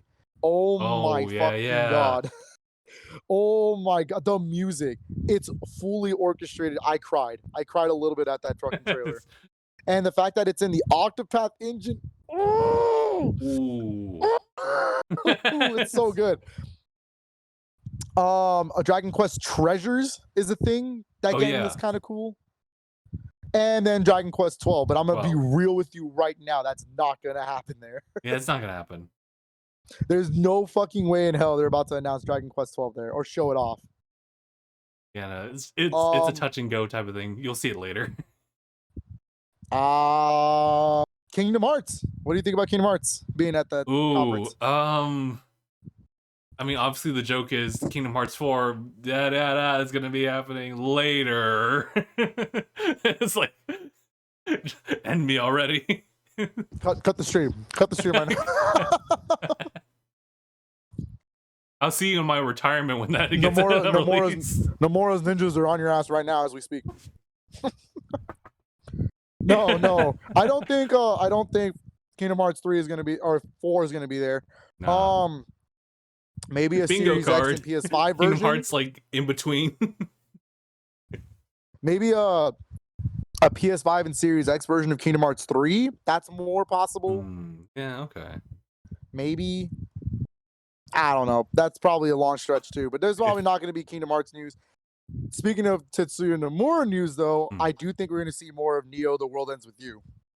Oh. Ooh. I do think so. I do think that's at least they're going to show a trailer. I think they're due for something new, like an update on that. I mean, it comes out in July, so. Oh yeah, I guess so. In that case, maybe like final trailer or something like that. Yeah. I had another. I'm just thinking, what if they really went out of the box and just said Kingdom Hearts 3 Final Mix? Oh my fucking god! I thought the DLC was. Jesus Christ! If they called it Final Mix, I think the Kingdom Hearts fan base would lose their shit. Maybe This is a long stretch because Nintendo's publishing it, but Project Triangle. They might touch upon that one. I mean, because they do touch upon like Octopath. They did it before in their own conference, so I'm like, All right. Maybe Project Triangle strategy. Who knows? Maybe when Yuji Horii was like, hey, we might remake Dragon Quest 1 and 2 as well, and they fucking hit them with that fucking buzzard. Maybe they'll show off the trilogy together. That'd be cool. Maybe, because I mean, to be fair, going all the way out for a remake that's only like 10 to 15 hours long doesn't make sense, really. So it would have to be the original trilogy remade, because those games are not that long by modern standards. Yeah. So I think that's me. But big pie in the sky, fucking Square Enix reveals. I'm talking like no way in hell. New Mana game, please. Please, Square Enix. Trials of Mana remake was so fucking good. Like, let's stop everybody right now and say Final Fantasy VII Remake Part 2 is not going to be there. Ooh. Aww. I mean, think about it. If they're working on 16, there's no way in hell they're going to talk about 7 Remake. Yeah. Especially since Light Integrate just came out, like. Yeah. So I don't think they'll really touch up on anything like later. I mean, obviously they're in development on that, but like it's a lot of stuff that just keeps hush hush. That. I'd like to know more about 16, like anyway. So. Yeah, 16 is very interesting so far. Well, at least looking at it. Yeah. Following more of the pack of the action RPG. See if I want to see more like elaboration on that. There is a leak. It's probably, I take this with a grain of salt, but supposedly it's called Final Fantasy Origins. Not Origins. Is it Origins? Something like that, along those lines. And it's a Warriors crossover. Ooh. It's like Final Fantasy Warriors. So that'd be cool. Okay. Koei Tecmo has already worked with Final Fantasy before, doing the more recent Dissidia games. So it would just be like Dissidia graphics, but it's Warriors. Interesting. I'm down with that. I'd be down for it. And it's not the first time they've done a Warriors game for Square. They've done Dragon Quest Heroes 1 and 2. Yeah. So we'll see. Maybe random RPG that never. Marcus. But yeah, maybe a random RPG that's never been localized. Live a live, please. I'm just saying. That's my ideas of what he wants. What? You said maybe an RPG that's never been localized. Says said RPG. I was like, oh, so you have something you want? Well, duh. Live a live, duh. That's what it's called. It's a Super Nintendo RPG. Don't worry about it. It looks really cool. I've always wanted to play it. Oh, okay. It's a Square game, so I would assume that's why we're on Square Enix, by the way. Square Enix. I'm just imagining something for Marvel's Avengers. Just to reiterate, stuff that they have confirmed that's going to be there. New game by Eidos Montreal, Marvel's Avengers update, Life is Strange. Something Colors. I forgot the name of the game. I'm so sorry. And Babylon's Fall. I believe the new rumor of the new game is supposed to be something about Guardians of the Galaxy. Oh, thank you. That was a rumor that was floating around. Supposedly, Square Enix is doing a Guardians game. Yeah. It's supposedly not going to be like Avengers, because Avengers cost them like $6 million. Ooh, yeah. So Avengers was solid. Only thing it was missing was it didn't have enough content. It was all right. Hey man, the combat was smooth. Sure. Until it got repetitive. Exactly. Yeah. Okay. I'm glad we're in agreement. I just want to make sure. Content. Yeah, all right, that's fair. But yeah, no, yeah, I'm pretty sure they're gonna show the Black Panther update. Yeah, some RPGs because it's Square. Yeah, and that's DLC song pack for Melody of Awakening. Melody of Memories. Oh, don't Melody and fucking Memory say that. 2. Shut the fuck. Y'all kill me. It's just Yorozora.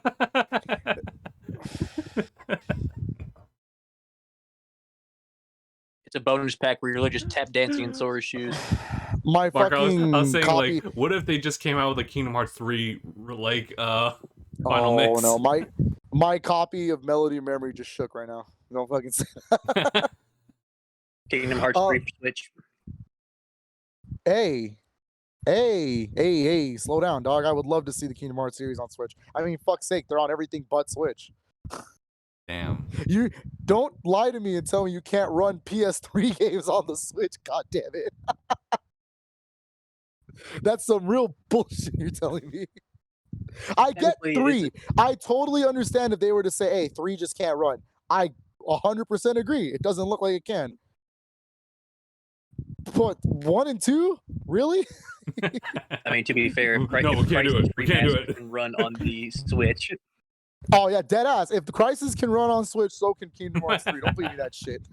Crisis should theoretically make the Switch into a hand grenade.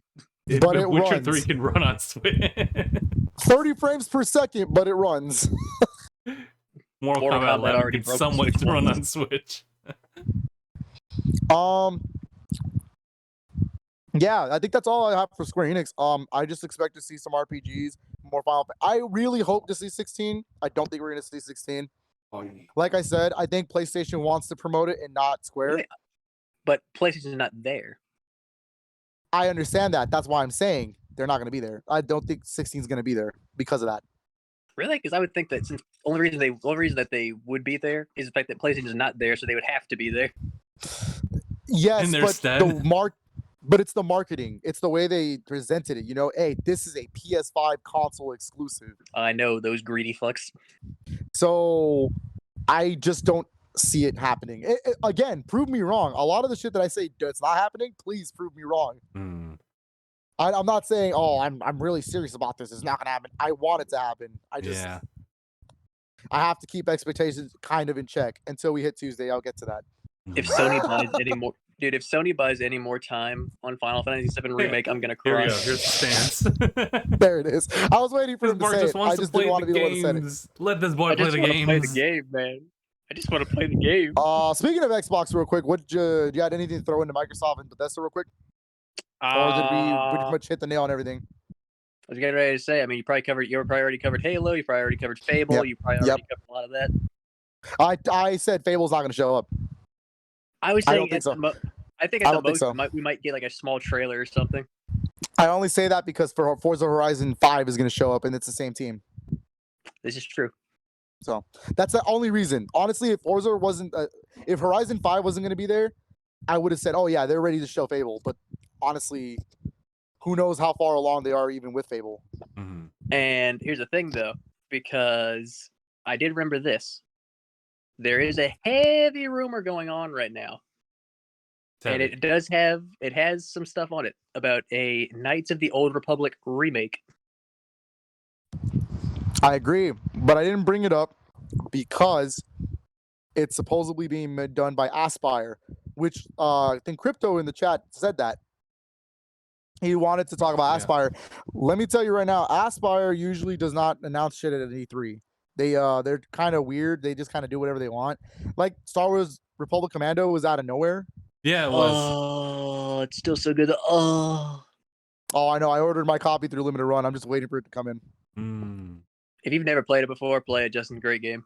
Great game. You can play it on Xbox, the original. It's a backwards game. I would actually love a remake of Republic Commando.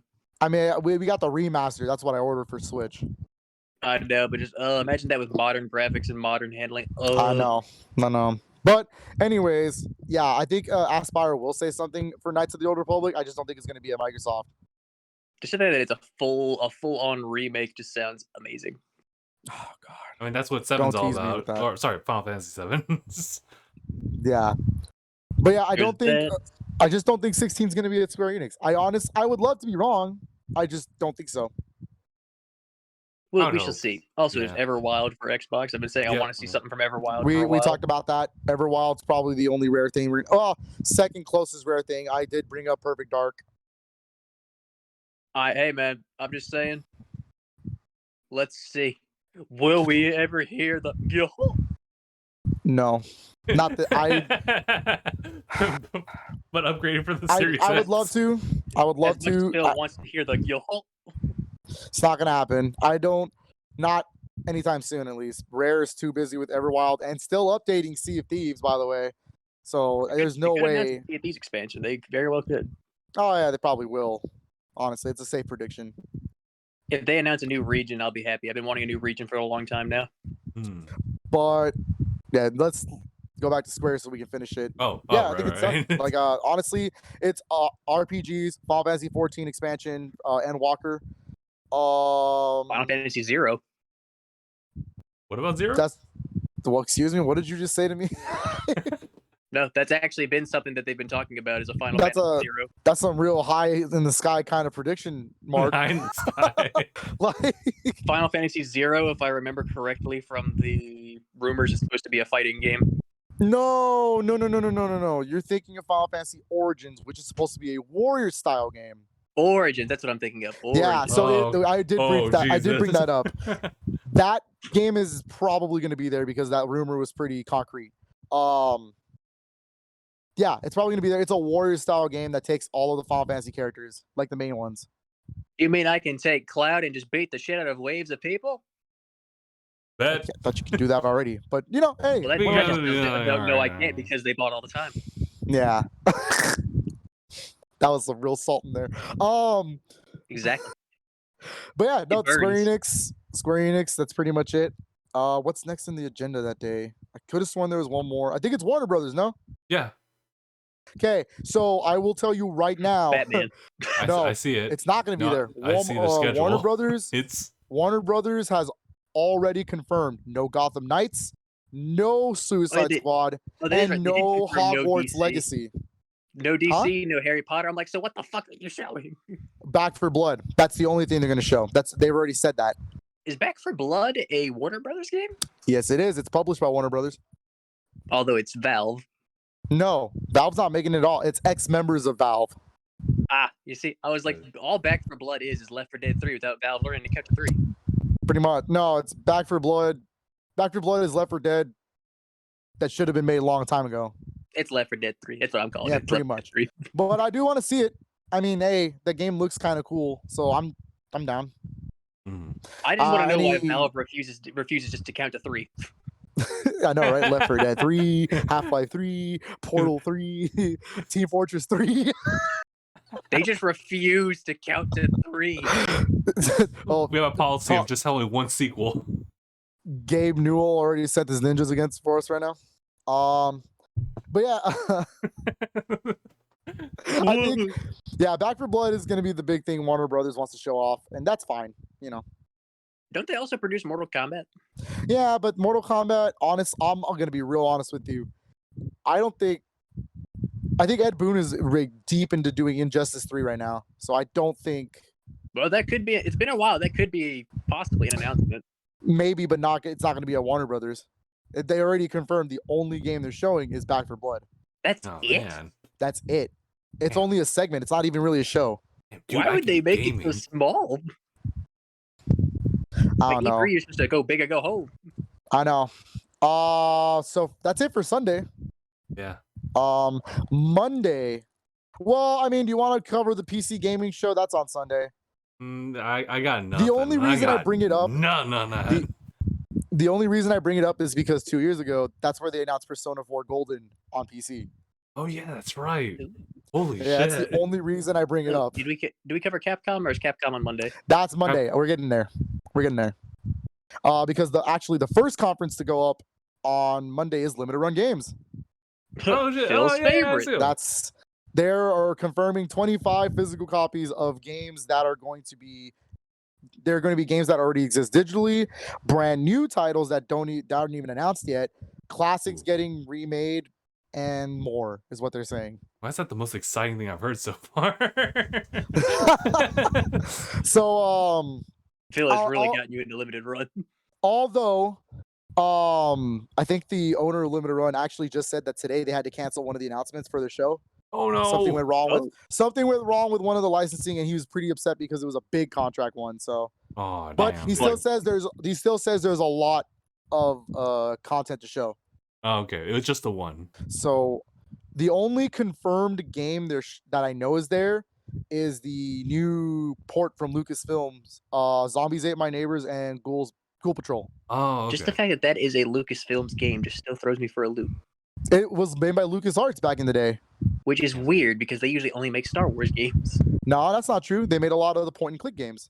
Secret of Monkey Island, The only Full Throttle. the only games they've made that I'm aware of are the Star Wars games. No, they made a ton of games if you look back into it. All of those classic PC point-and-click games that people tout about, they're all LucasArts.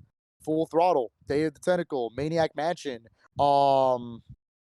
Grim Fandango. Like, those were all done under LucasArts. Tim Schafer worked for Star them. Wars studio. Yep.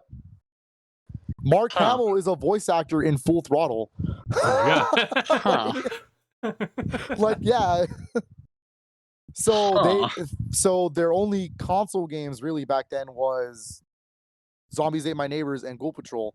So it's gonna be cool. I want a physical copy of those two games. One, I actually have Zombies Ate My Neighbors because that's my wife's favorite game of all time. Huh.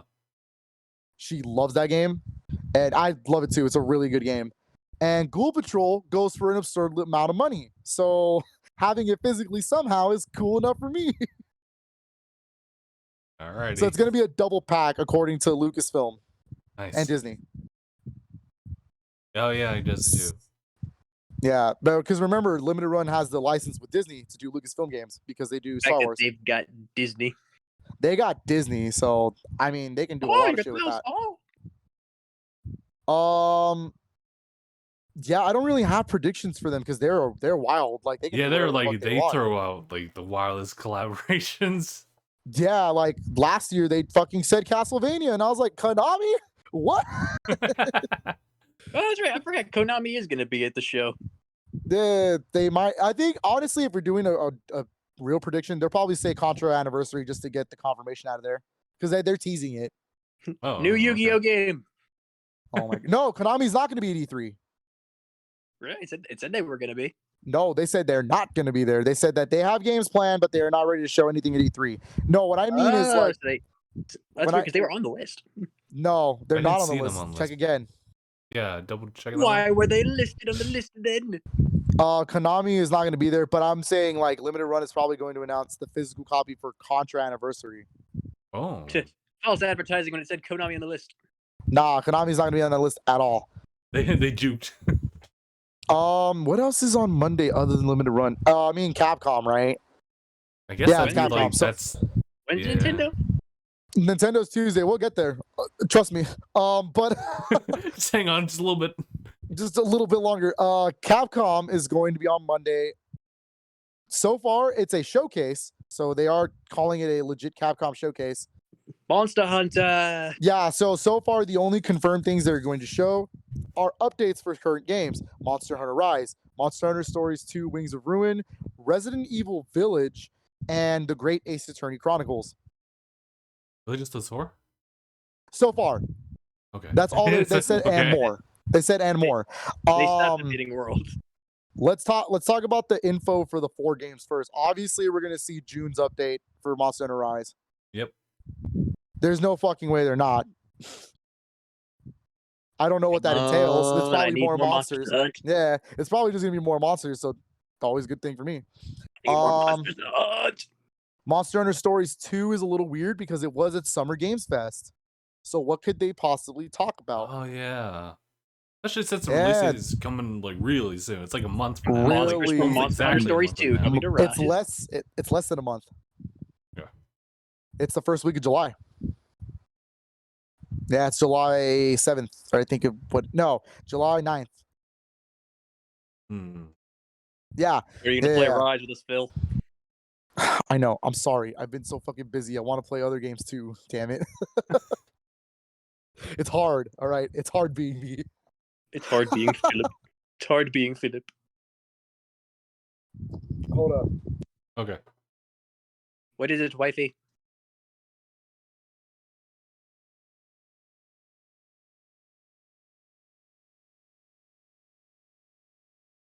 what they will announce for Rise. It'd be interesting to see.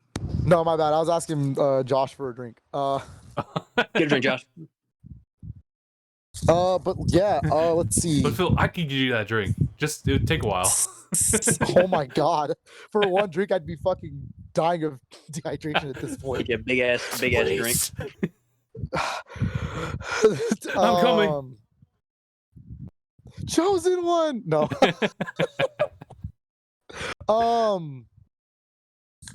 Yeah, Monster Hunter Rise, they'll probably do the June update, obviously. Yes. Don't know what they'll show about stories too. Honestly, they've shown enough. I mean, they've shown enough. Honestly, the game is gonna come out. Yeah. The same thing could be said for Great Ace Attorney. I understand that it's the 2 3DS games that we never got in America fully translated for us for the first time. That's all I needed to hear. So I already have that shit pre-ordered and paid off. I fucking love Ace Attorney. So with Rise, I mean, they concluded the story in update 3.0, so that's what leads me to think. Oh, you know what? I do have a prediction for Rise. They'll probably start announcing crossover stuff finally. Right. They could do crossovers. Because like we got in World, Godzilla, we got King of Monsters, and we got the that one guy. We got the Witcher 3. We had the Street Fighter crossover. We had the Mega Man crossover. The Devil May Cry.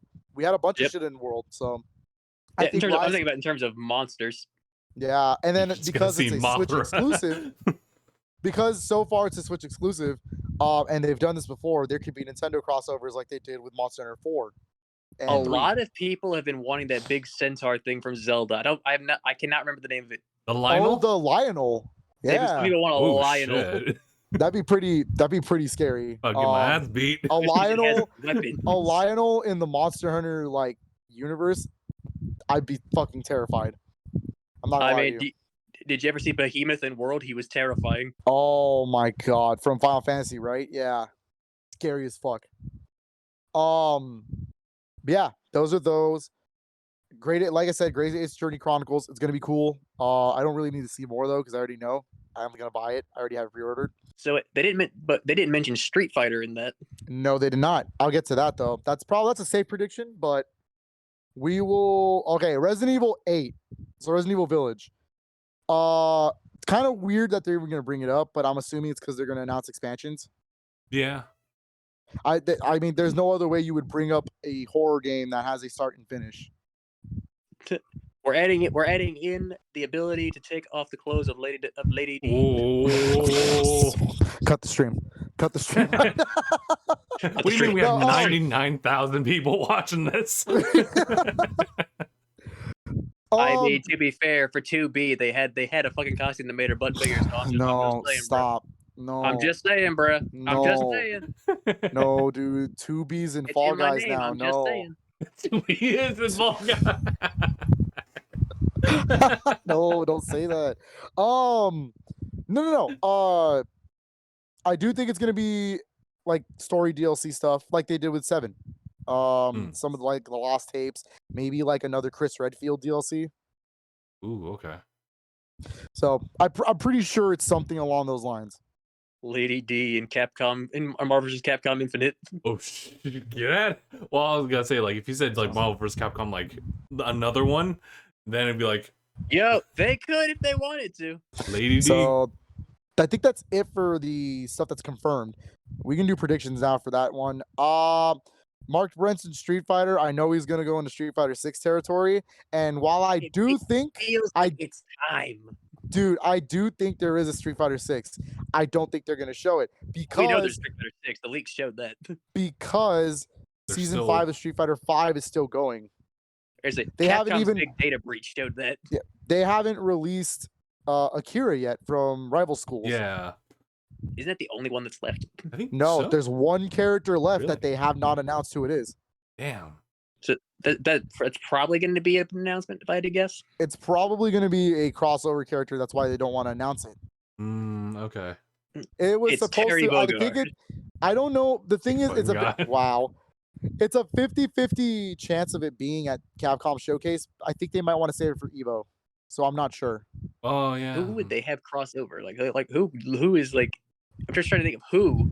Probably the only prediction I can make is a Darkstalkers character, and it'd be probably Morgan. Yeah, I could.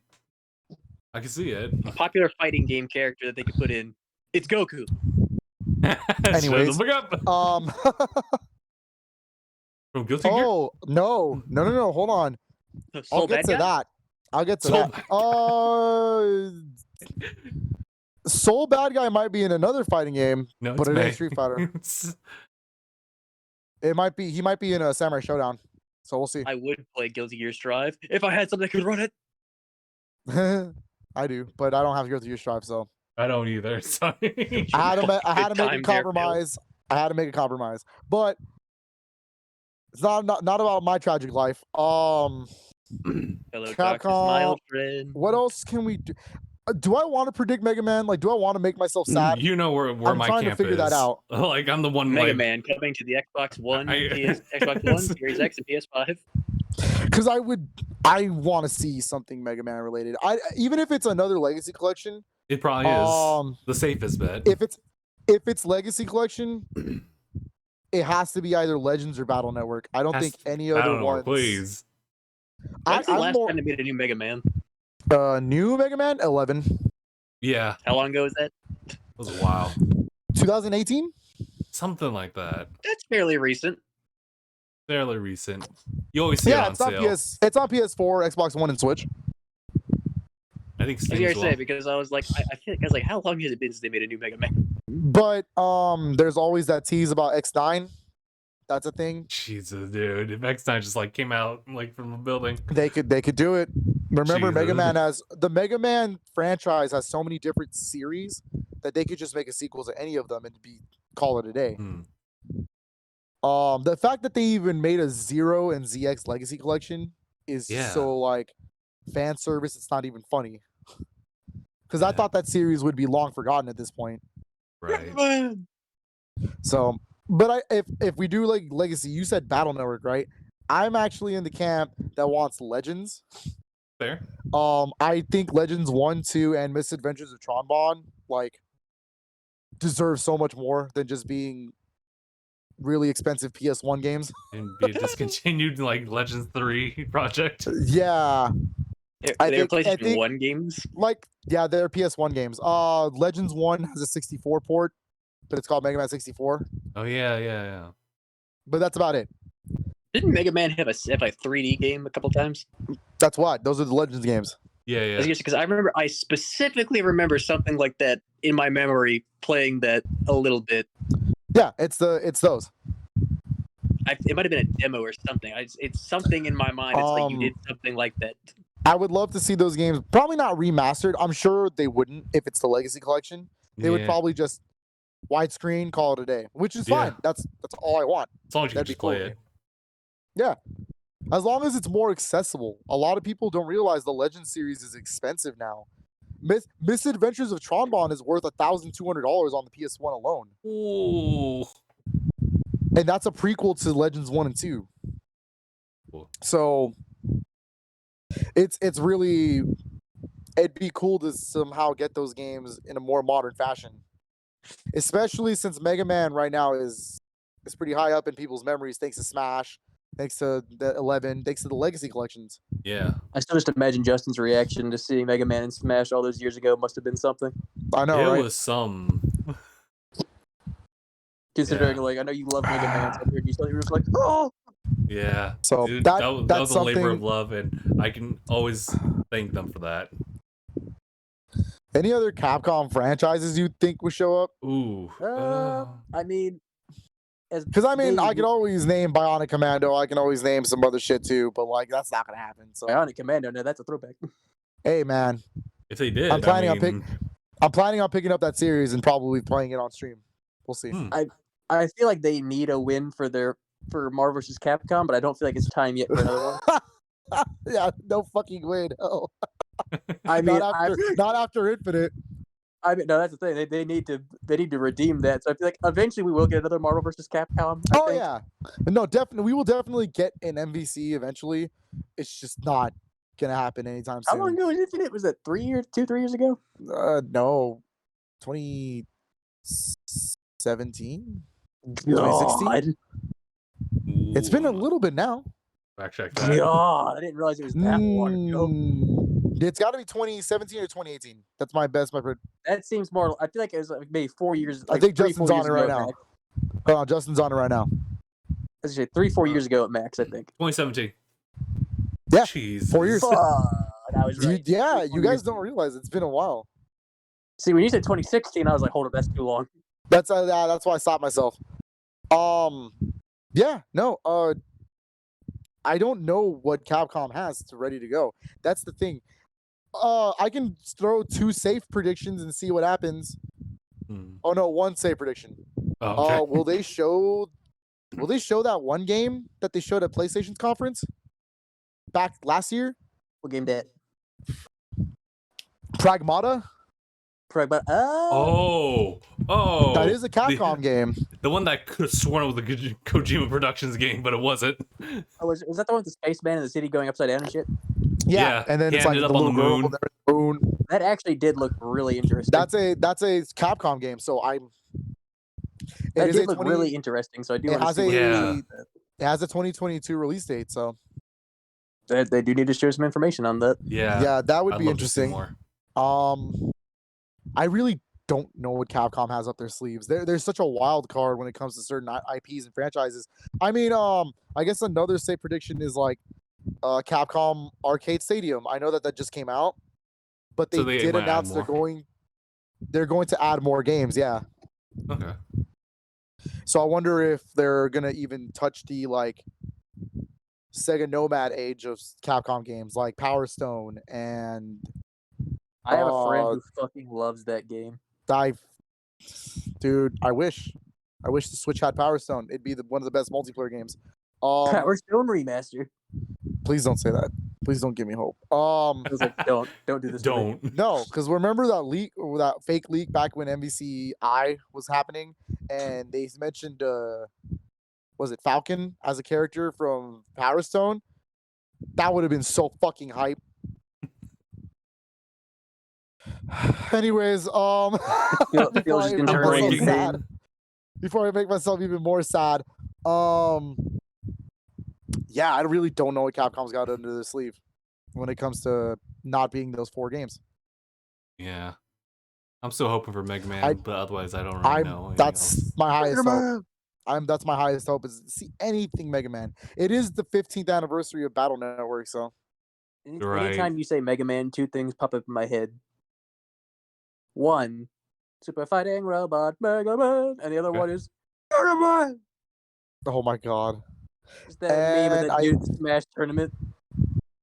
Yeah. Oh no, there is one more. There is one more company on Monday.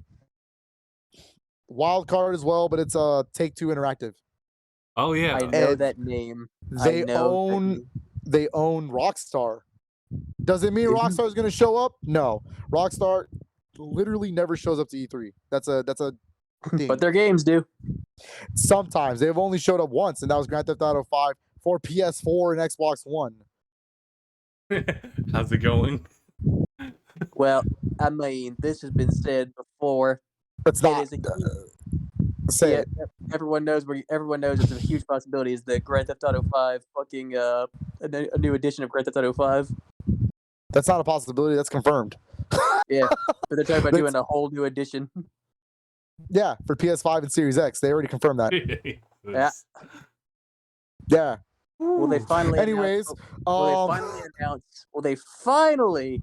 No. Say GTA 6 is the thing. Nope.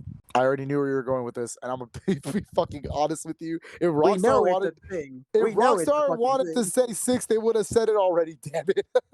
You know it's a thing. Don't give me. Sure, I'm sure I know it's a thing, just like Street Fighter 6 is a thing.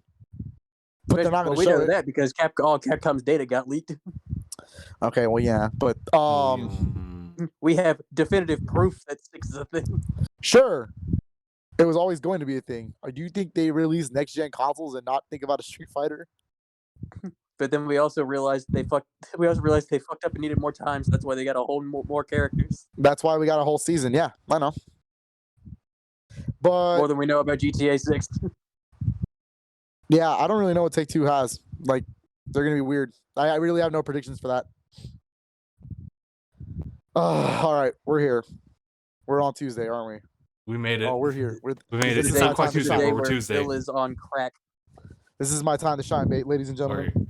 Here we go. Here we go. Because Here it is. closing E3, Nintendo will be present with a 40-minute direct and 40 3 minutes. hours of gameplay explaining certain games that they announce. Excuse me? That is exactly what they're doing. 4 hours of straight shit like from Nintendo. Bruh. So 40 minutes of a direct, 40-minute directs, and then 3 hours of gameplay. Just to reiterate. Yeah. Bruh. Don't know what the gameplay segments are by Treehouse. So usually it's all the games that they announce. Some games get gameplay segments. Mhm. I will throw the safest prediction out right now, and it's Breath of the Wild 2. We're gonna see Thank it. you. There's no Thank you. there is no fucking way in hell they go another fucking direct without showing that Oh, game. hold on. We're not ready yet. You want to bet? Don't bet it. Just let it be. Don't bet it. Just let it be. But the reason I say that is because of a recent leak. Recently, it's been making the rounds online. Oh, what's this? And I don't know if you saw this, I don't think so. but if GameStop has posters ready for next week that they're supposed to be given out after Tuesday, and they're Ooh. Zelda posters. Ooh. They are posters that celebrate the series, not just a certain game. Oh. I believe it is my understanding that the leak is kind of accurate at this point. So And it's an spoilers for anniversary. anybody who actually really wants to see it. No. It's not really an anniversary. Don't get it too excited. It's not like that. All right. I got twisted. Essentially, they're going to do what they wanted to do last year for Mario's anniversary at E3, but they had to delay it. So this year, Zelda's anniversary will be at E3. And we're going to talk about Skyward Sword HD is apparently getting another trailer. Great. We already know that game exists. All right. Breath of the Wild 2, safe prediction. Okay. They are the big one that people are all over is that they're gonna finally announce the Wii U ports of Wind Waker and Twilight Princess. All right. And supposedly it's a double pack. That's why they didn't want to show it at the February direct, because how are they going to sell you a $60 game when they're going to sell you two Zeldas together for $60? Because Now no, people are going to No. fact check it. They're going to look back on it. Yeah. So to be fair though, I think Skyward Sword is going to be worth the 60. They're putting a lot more effort into that than I thought. Like that game is going to be running 60 frames per second. That's fair. It's 1080p now instead of whatever fucking thing Wii was at. It's true. 480. It's gonna have button controls, like, you know what I mean? Like they actually put effort into that. Yeah. There's actual effort put into that specific remaster. But these two make sense to be a double Pretty pack. safe, yeah. They were already Wii U games. They were already remastered. That just let's do it again. Yeah, pretty much. Let's just throw that shit on the Switch, just like they did with every other Wii U game. We're only down to one Wii U game left, dude. If that's the case, it's only Xenoblade Chronicles X. That's it. That poor Wii U can go to the fucking grave. Oh no. It hurts my feelings. Just an I remember the days when they came oversized with the Wii U. paperweight. I remember the Wii U. That's when I was like, man, Nintendo, you're not looking so good right now. Yeah, trust me, I know. I defended it. And I knew I was wrong. I defended it and I knew I was wrong. Like, dude, that's back when I was like, Nintendo, you need to change something because you look like you're on death's door right now. You got to change something right now. But yeah, no, I think the two Zelda games are going to be there. Wind Waker HD and Twilight Princess HD. I don't know how, because obviously the leak is the leak. We don't know anything till it's shown. Mm-hmm. But yeah, I think those are pretty safe predictions. Those are my only safe predictions. Nintendo. Oh, I have two. Star Fox. One. No, God no. One of them could be at the presentation. The other one might be during the Treehouse. Oh. Because I don't know if you guys know, sometimes they announce games at the Treehouse and not the direct. Oh, jeez.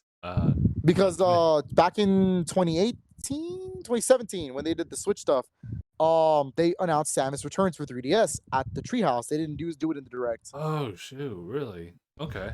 Yeah. So Metroid 4 is heavily rumored for this year. Yeah, fucking right. Listen, I'm gonna be real with you.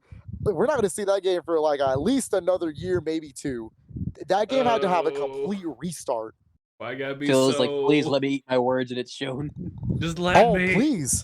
Please let me fucking eat my words. I'm 100% confident in that statement. So I would love to see that happen. I was just say, how long has they announced? It's like been announced for like what 3-4 years now. 4 years. 4 years. They announced it in 2017 at their E3 presentation, but in 2019 they had to put that video up stating that the whole game's development had to be reset because they did not like where it was going. So it restarted 2 years ago. Yeah, so think about it. If that game was already in development for how long? It's gonna be a while. It was gonna hit that Nintendo quality. And they didn't see it. They're like, all right, let's series for a second. So I do have let's do the prediction for the thing that's going to be at the direct. It's going to be a WarioWare game. Really? I do think, I don't know if you saw this, but some influencers and some YouTubers and some like media got emails from Nintendo asking for surveys. And there's 2 questions. One of them was, would you pay $50 for a new WarioWare game in the series? New WarioWare game? WarioWare game. And it is an official Nintendo. The YouTuber Beta64, I guess his wife is pretty big into the media or something like that. She got the email from Nintendo. Email from some elite men from Nintendo. Yeah, like she got a legitimate Nintendo of America like email asking that survey. Interesting. I think they chose WarioWare. Easy, because WarioWare is a good way to show off Joy-Cons. Yeah, I know, but yeah. And also because WarioWare hasn't had a... Okay, WarioWare Gold was a thing on 3DS, and that game's great, but that's a greatest hits game. Real brand new WarioWare game has not been done since the Wii. Smooth Moves. Where is my new Super Monkey Ball? If you don't... I'll get to that.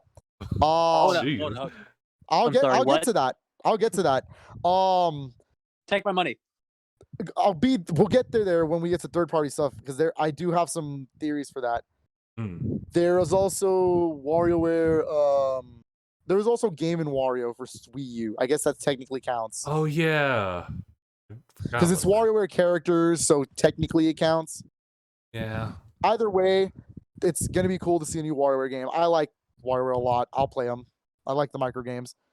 The second one is the one that's going to be at the Treehouse, and only because of one thing. This game is technically already out, just not in America, because for some fucking reason, it's Brain Age. Oh. In that email, the second part of that email was, would you pay $39.99 for a brand new Brain Age game? If you see it, the game's been out since 2019, Japan and Europe. Okay. It's in English.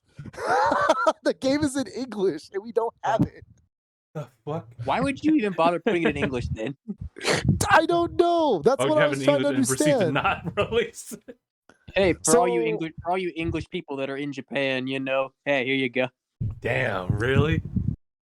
So it's gonna happen, but I don't think they would waste their time saying, because the reason I don't think it's gonna be at the direct is because, hey, why would you announce something that's already out when both Nintendo Japan and Europe are promoting this specific direct?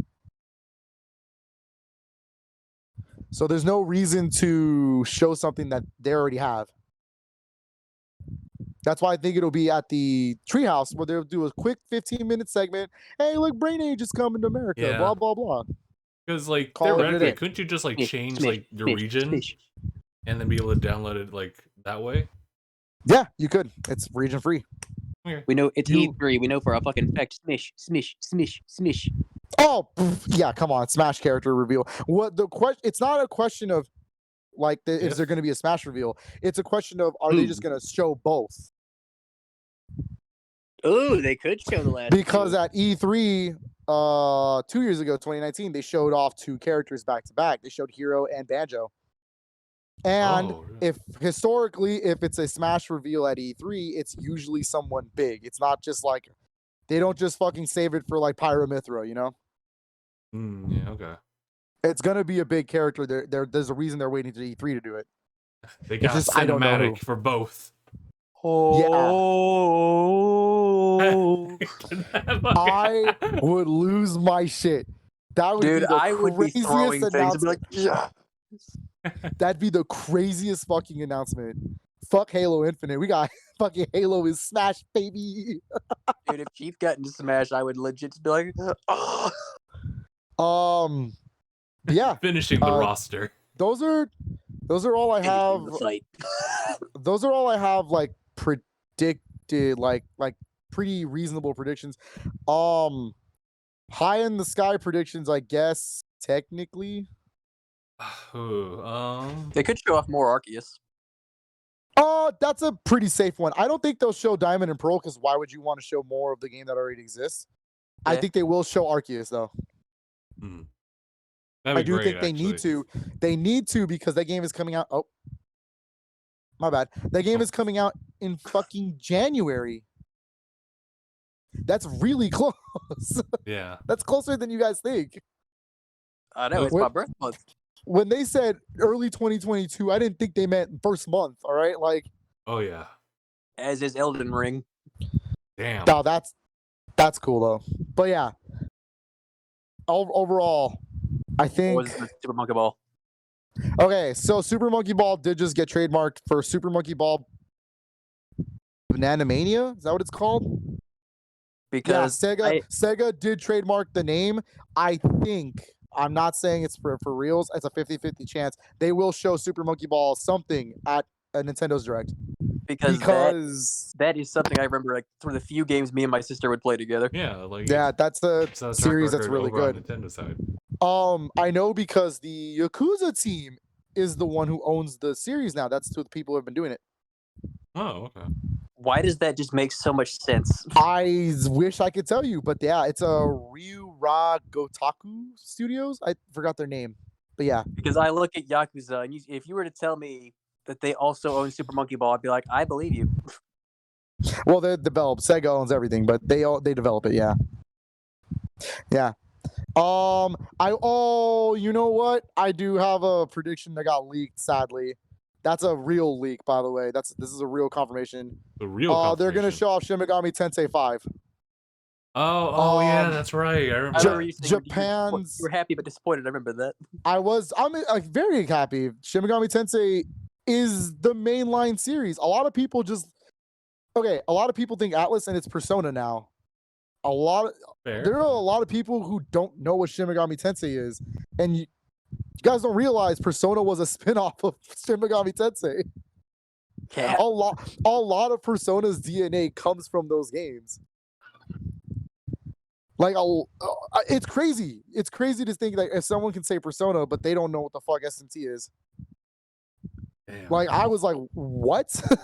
Fucking Persona 4 and 3 back on PS2 was called Shin Megami Tensei Persona 3, Persona 4. They just swapped it out and said Persona. Yeah, they just go, oh, Persona? Yeah, I know that anime shit. And I'm like, I know that anime shit. We're all about that animation here. I know, dog. But yeah, no, SMT5 sadly got leaked. It was not Nintendo's fault. That was actually Sega themselves, because Sega owns Atlas.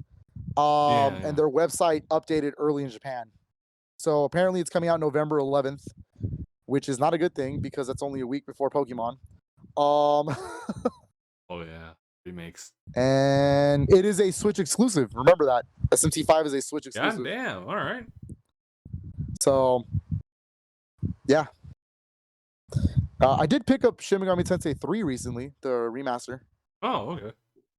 Yeah, it's been pretty good. Nice. It's definitely the original 3 from PS2, so.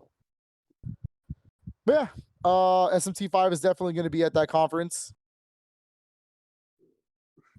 Let's see. Okay, yeah, high in the sky predictions. Bayonetta 3. High in the sky. That was one of mine. That was one of mine too. It's Bayonetta 3. I think that is a high in the sky prediction because who the fuck knows what's happening with that game? I know. Donkey Kong Banana Slammer. Oh, that's damn. You both are on my mind right now. I was like, That's Donkey also Kong, one of my though. predictions. A Donkey Kong game. That is a rumor that's going around that Banana Slammer. the Mario Odyssey team is making a Donkey Kong game. That's hilarious. I'm just hearing the I mean, the star launcher sound effect. I would love a 3D Donkey Kong game. Like, think about it. And think about Mario Odyssey, but it's Donkey Kong with his unique mechanics and gimmicks. It'd be fun. Like barrel blasting, banana collecting, all this Banana crazy Slammer. shit you can do. Yeah, punching. All, you know what he can do in Smash. 3D. Like, come on, I would fucking love that. He That'd can be such clap a my cool game. cheeks in 3D. Wow. Expand. I shower you with coconut cream pie. Exactly. If he says that, the game gets a 10 out of 10 just for that. But there are It gets rumors rated A for saying adults. That's what it gets. there are rumors saying that the game is actually a 2D game, which is fine. I love country, so if it's a country game, Yeah, it's I'm like all for country it. style. Okay. When's the last time Donkey Kong had a 3D game? 64. Exactly. Yeah. With But the bright yellow reason I'm markers. saying that, and the reason it's not going to be Retro Studios, is because they're working on Metroid Prime 4. Right. So that's why it's very interesting to see. Do you think Monolith Soft is going to show up?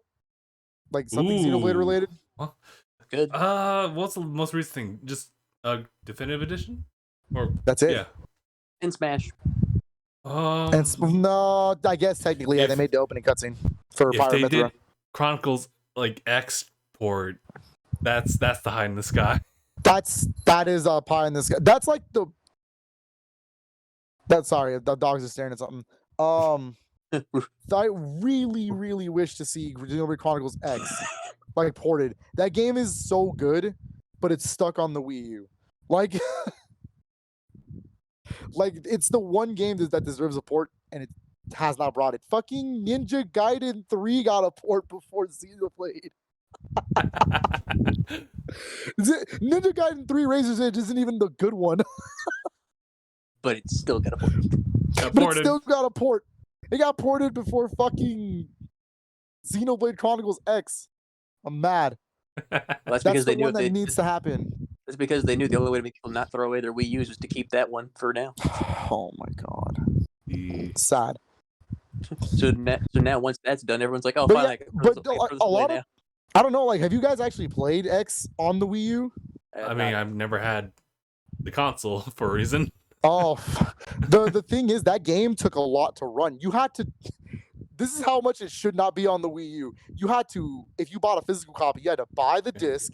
Okay. You had to go on the eShop. You had to download a texture pack, a character pack, a language pack. You had to download legitimate bullshit just to play this one game. Oh my god, and make it run all right. You gotta download the balance patches. Yeah, if you put it on Switch, all it has to be is on one card. That's it. Only got a card. That's it. They said no. They give you like 15 different SD cards to use. And the fact that Xenoblade is much more popular now than it was back then. All the more reason. Everyone would be on that game. And granted, I'm gonna tell you right now up front, X is my least favorite Xenoblade game. Sure. But it's still Xenoblade. Like, that's the problem. It's still a good game. So I would love to see Xenoblade come up. New Mario game? No, I don't think so. Nah, too early. For a while. No, we just got 3D World plus Bowser's Fury, so there's no way. Especially not if you're talking about like you're not getting an Odyssey style game for a long time. We're not. Yeah. We're not gonna get a Mario game for a long time now. That's what I'm saying. They only did the ports because it was the anniversary. Like because I know they have a cycle. Like how many every so many years they do a new Mario game. A new mainline Mario game, yeah. Yep. Because I was about to say golf comes out like in 3 weeks. So. Oh 2 yeah. weeks, something like that. Yeah, 2 weeks. Okay, hold on. But speaking of Mario games, do you think Mario Kart 9 is going to be here? It's about time, I think. Like, right, everyone's saying that, right? But here's the thing. It's about damn time. it's how old is Mario Kart 8? And I'm not even talking about the Switch port. We're talking about like With OG. 2013, It's fucking ancient. 14? It's ancient. But it's still We've been it's good as playing on fuck. those- What the? Yeah, dead ass. We've been playing on those tracks since 2014, 2013. That is 7 years. Like, oh my fucking god. But you want to know why I don't think it's going to be here? I'm the person that thinks it's not going to be here. The jazz tracks are just too good. That drift is just too clean. Ooh.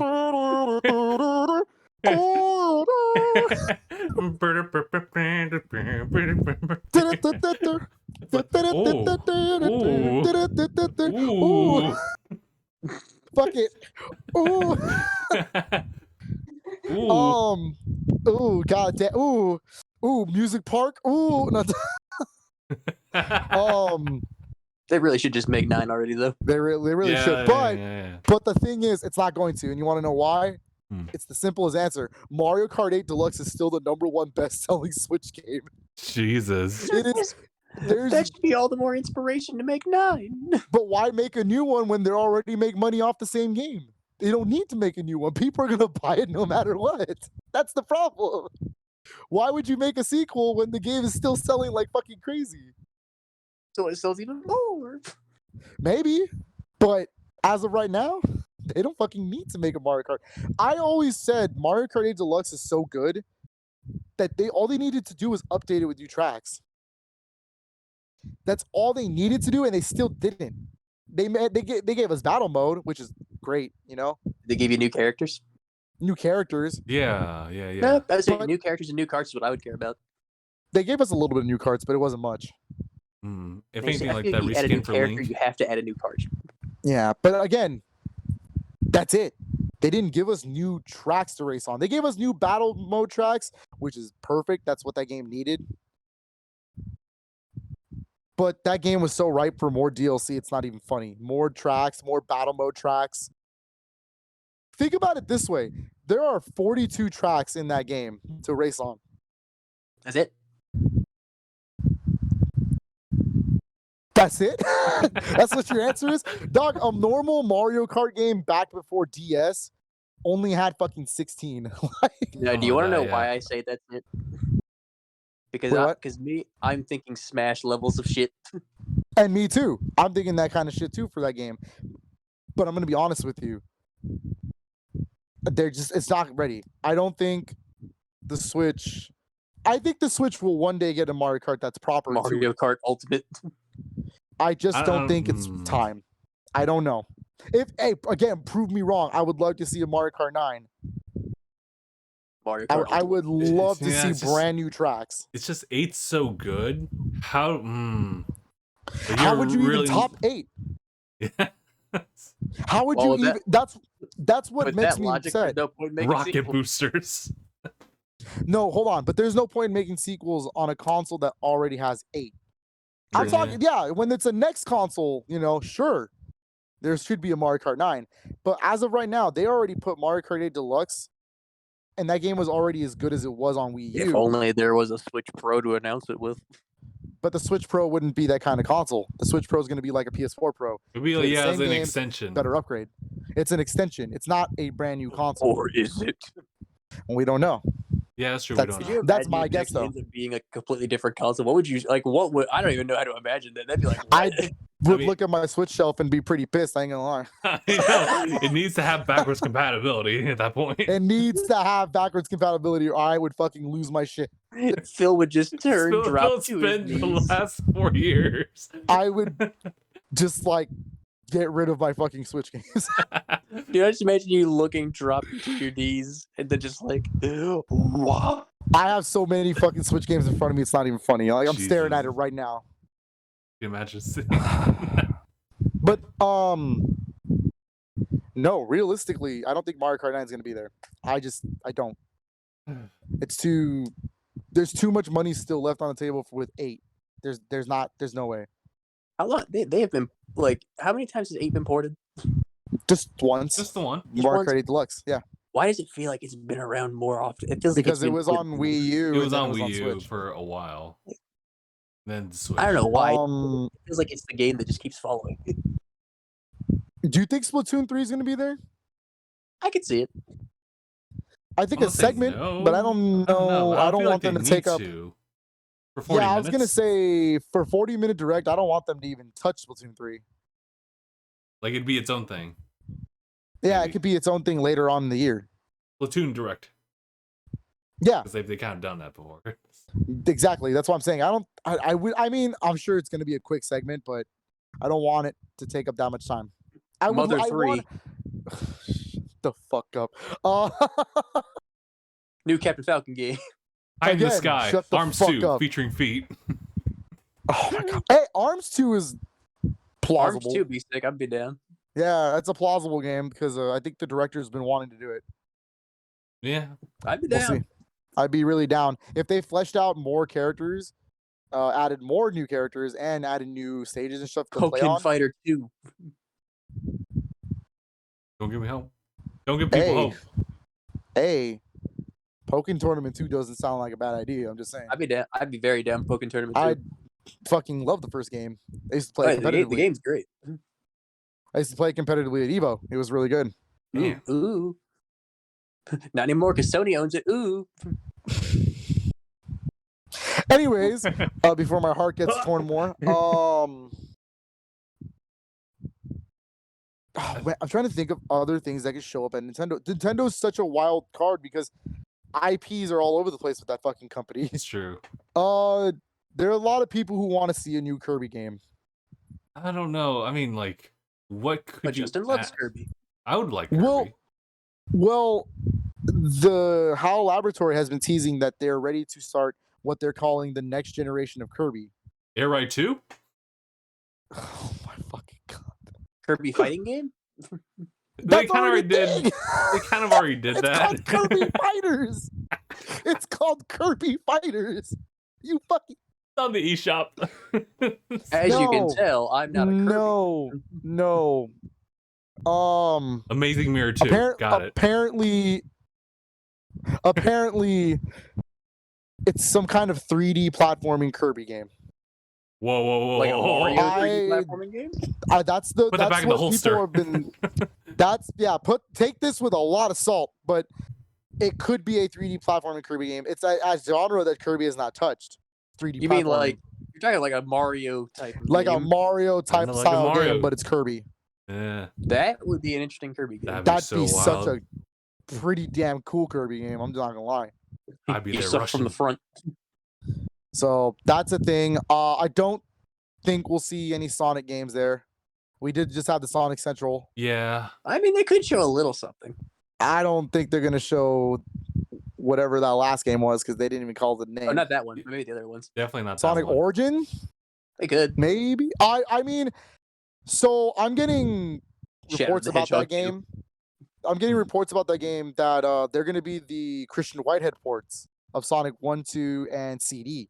Nice. The problem is Sonic, when you showed the trailer, Sonic 3 and Knuckles are in 4:3 aspect ratio because they never got those port treatments. Oh, yeah. But Where's my port of Shadow the Hedgehog? But the PR for Sonic did say that, oh no, it's just because it's a game working in development. Sonic 3 and Knuckles will be in widescreen. Nice. So I really hope Christian Whitehead is the one working on it because he's the one that did Sonic Mania. Where's Unleashed 2? Dude, this dude really said Unleashed 2 like the Werehog was good. I'm just saying statements I know feels be like, oh. Colors Ultimate is actually really cool. I'm down with that. Yeah. Colors is one of the best Sonic games. So one of the I better. thought the Werehog design was solid. Oh yeah, the Werehog design was cool. Yeah, it was cool. Just not his gameplay. Not the gameplay, but the design solid. Nah. He got cleats. Oh my fucking god.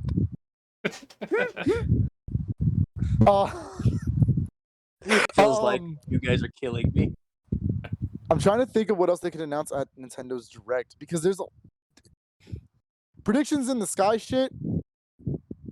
Like obviously I want F-Zero. Oh my god. You know how fucking long it's been?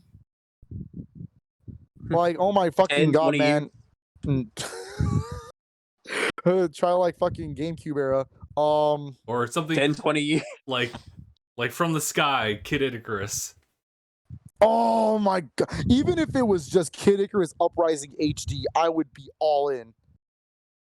Star Like- Fox. Do you, Zero? maybe I'd be not down zero. if it- Maybe like I zero, would- like square. Oh, 002. I like Zero, but I also understand that a lot of the criticism for that game is the controls. If it was on the Switch, I don't think people would hate it as bad. I would be down for a full HD remaster of the 64 Star Fox. That's kind of what Zero was. But hey, you know what do I know? They also I'm have sorry if I 3DS only ever version. played. I'm sorry if I only ever played 64. Zero ended up doing the Mario thing, where it's like, hey, it's the same story, just different scenario. What was that one Star Oh. Fox? Because I remember I played 2 Star Foxes. I played the 64 one, and then I played one where it was like, Pete, you could get out of the ship and be on stop like be on his feet. 30. God, that was Adventures. GameCubes. Star Fox Star Adventures. Fox that's what it was. Adventures. I remember Yes. that one. I like that game. I actually really think that game is cool. It's a really good Zelda game. It's made by Rare, so Was it made by Whoa. Rare? yes, Oh, it is. It was the final shit. Nintendo game. It was the final Nintendo game made by Rare. Wow. Whoa. It was supposed. The story, real quick, is that it was supposed to be Dinosaur Planet on the N64. Miyamoto stepped in and said, Oh, "Hey, shit. that character kind of looks like Fox," and so they put Fox in the I game. remember the story. Oh my god. Man, So, Miyamoto. But yeah, Star Fox Adventures would be cool. I like that game. I know there's people who are like, it's whatever, and you're not wrong, but I just think it's good. And how long has it been since Fox has had a new game? Zero, Since which was in Zero. 2016. And so, like, Which what's doesn't another seem too series? far There's along. Yeah.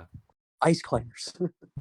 I was going to say like Ice Climbers would be the next IP I can imagine, but it would be like a treehouse type of thing, right? Where it's like there's nothing like too big you can make off of that. It'd just be kind of like I'll be right back. I promise, nothing bad. I'll be right back. oh okay. Wait. All right. But I was saying, like, yeah, no, I think that it'd be something like a small game for Ice Climbers. Maybe like an HD What remaster. else? I mean, I'm trying to think, because, like, I think we've said most of Nintendo's IPs now, I feel. Yeah, I think so. You literally have to look at the Smash lineup to just kind of get a guesstimate of like Exactly. what did I miss? Let's see, we got Kirby, we got Fox, we got Yeah. Falcon, we got Falcon from the popular game series Super Smash Brothers. there's the I don't know what it is. I just can never remember the name of his series. F-Zero.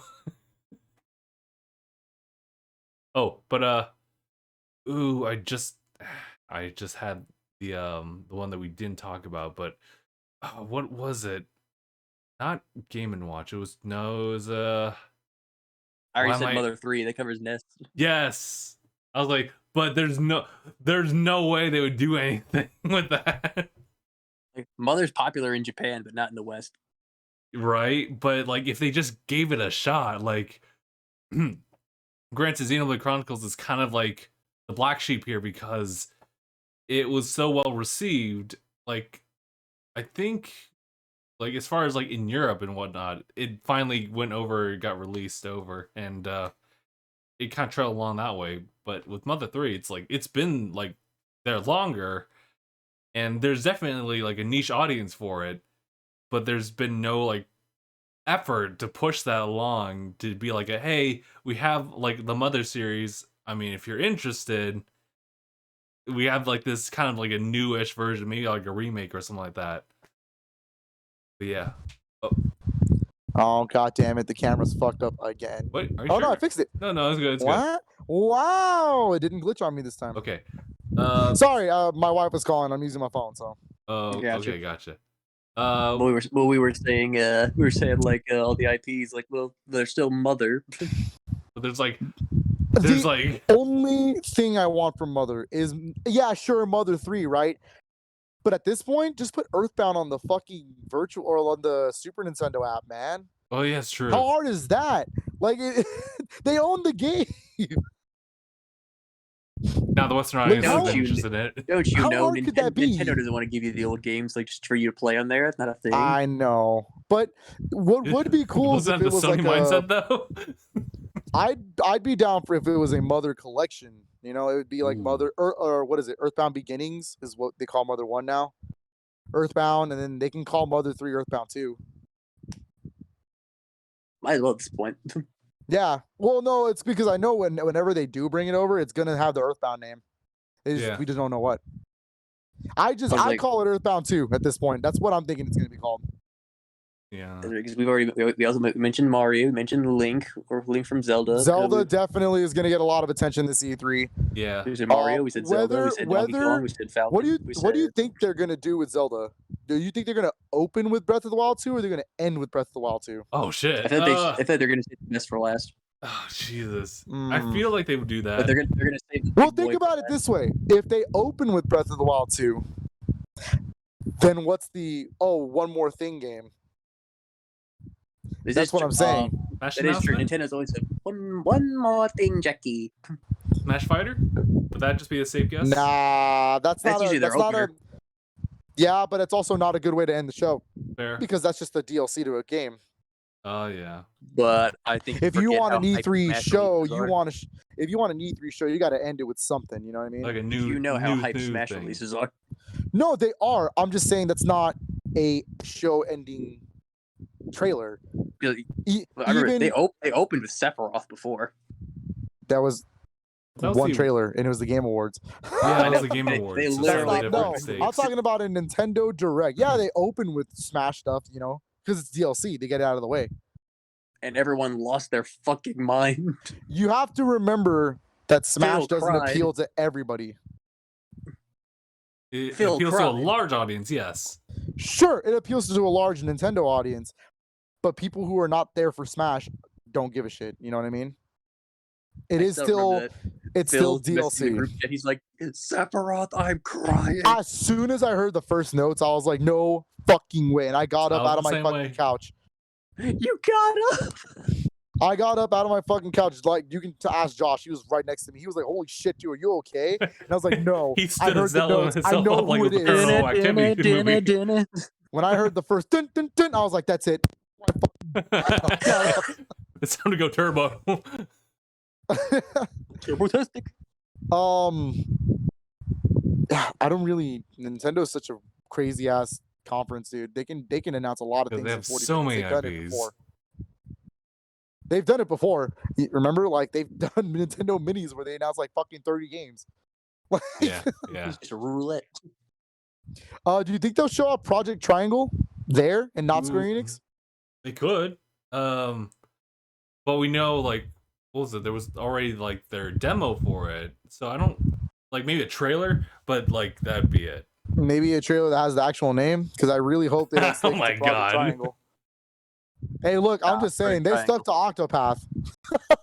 Project Triangle game. Triangle. I can't wait. I can't wait to go to GameStop to pre-order my copy of Project Triangle Strategy.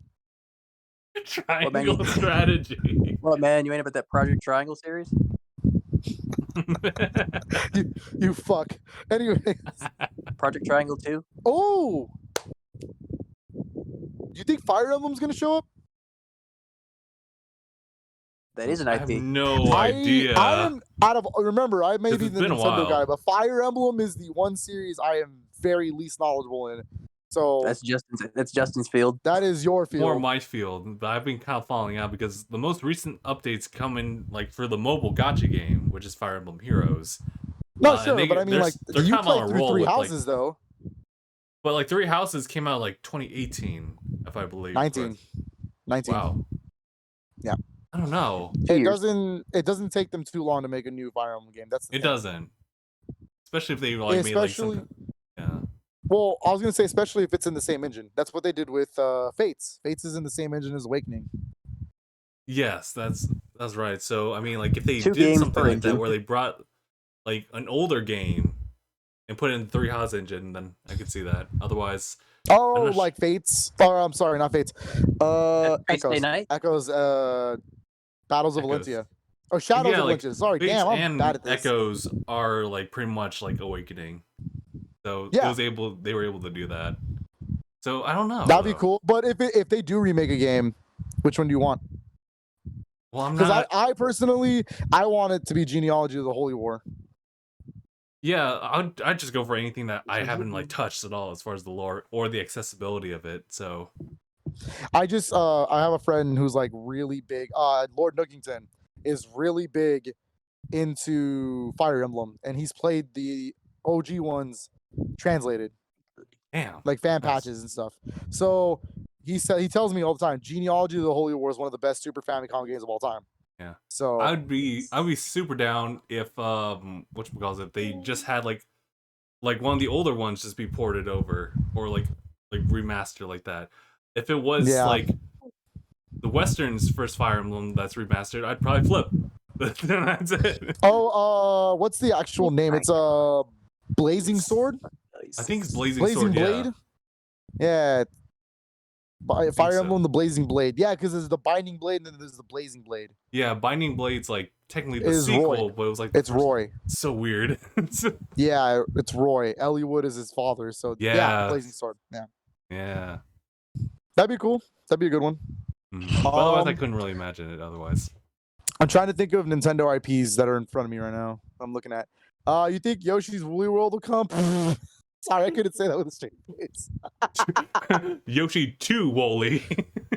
Hey. Stop. I would like that.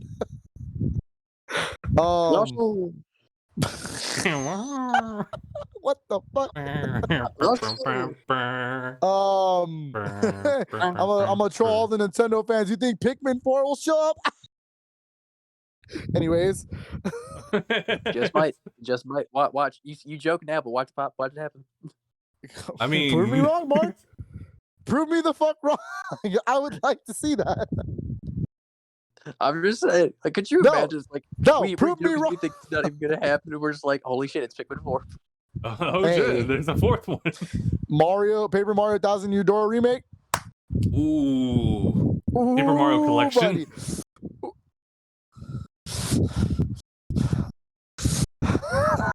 You're hurting my feelings. You're hurting my feelings.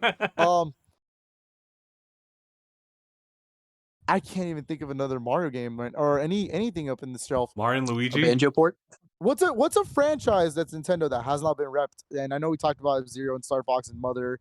Which is a fair number, yeah. What's another one? Do you think we'll see a 2D Metroid? Good. I would really like that. If anything, if Samus Returns somehow just gets the push to the Switch. I don't know how.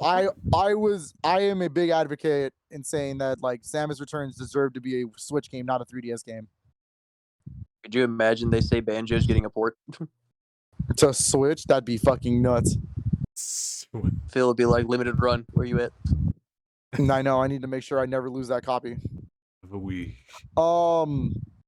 Yeah. Oh, you know what? That's a good one. 3DS prediction, like 3DS ports. 3DS ports. I personally always wanted, and I know this is a long shot. I just want Ocarina of Time and Majora's Mask 3D in HD. That's it. I'm not. Where's Omega Ruby and Alpha Sapphire? I know we've gone over this. I'm not going to say it. You Look, the Gen point is, 3, you Gen 3 despiser. How dare you? Gen 3 listen. despiser. We'll get back to Omega Ruby and Alpha Sapphire. I promise. I think that Ocarina of Time 3D and Majora's Mask 3D are the best versions of those games. You know, with the brand new models and like the lighting and all that good shit in there. Just put that shit in HD. That's all it needs. It's literally bump it to 1080p. You're good. Fucking call it a day. Isn't that what they did for Monster Hunter Generations Ultimate? Yes. That's all they did. Shit. That's all it needed. It just needed to be in fucking HD. This is true. That's what I'm saying. They could get those two specific Zelda games. If they bundled those as a bundle and for $60, I'm all in. Could they make like HD version of Kirby 64, please? Crystal Shards? Yeah, okay, that's a good one. I like that game. I never got a chance to play it. So I'm it's like one of the only N64 games that uses the D-pad, so. Ooh, okay. But does it use the Z button? It doesn't use the Z button. Thank God. It's D-pad, L, and R and whatever. I remember Star Fox used the Z button, and that was pain. Pain. What? What do you mean? Do you mean the trigger on the 64 controller? Shut up. That's a good button. Like, I don't get it. Anyways, before this gets weird, the Z button is annoying. it's literally on your finger the whole time. It's like a trigger, bro. Chill out. Bro, Z button is underneath the game controller. No, and oh, my bad. And fucking triggers are behind your fingers all day. What do you want from me? It's the same thing, Mark. Boy, don't boy me. Everything else is up top, but the Z button is down on the very bottom on the back. Because you're holding it already. So what's the difference? This is not going to be a debate about the 64 controller. Listen, the point is, I'm going to show you the circumference of how far this thing is away from everything else. I'm about to show you the circumference of this fucking D-pad up your ass. You fucking. I'll fucking fight you, Mark. All the way across the fucking states. I love you, Phil. I swear to God. Anything else about Nintendo before we just quickly jump over to Bandai Namco? Yeah, it's the last thing. Actually, I do have a couple things to talk about Bandai, but I can't think of anything else Nintendo would have. It's really a wild card. It's a wild card. It really is, honestly. At the end of the day, it's like, what is there to do? What is there else to guess? They have so much that they could pull out of their pockets, but would they, though? Yeah. All right, Bandai Namco. I don't know if it's a showcase or it's a segment, but My Hero. Yeah, that's exactly what I was going to bring up. I do think we're going to see the My Hero fighting game there from Arc System Works. I will nut if that's a thing. I think it is. There's a little bit of a leak that it's going to happen. I just don't know if it's going to be at E3. Namco Bandai did get leaked on certain games. And I know the leak is real because one of those was a Switch version of Ni no Kuni 2, and Lord behold, that's happening. That did happen. So there's going to be some Tales of remasters because it's the anniversary this year. Oh, yeah. If I'm not mistaken, it's Tales of Destiny, which is a PS2 game. Am I wrong on that? I'm going to need to probably brush up on any knowledge I didn't have. I don't know. I kind of want Symphonia, but, that's me.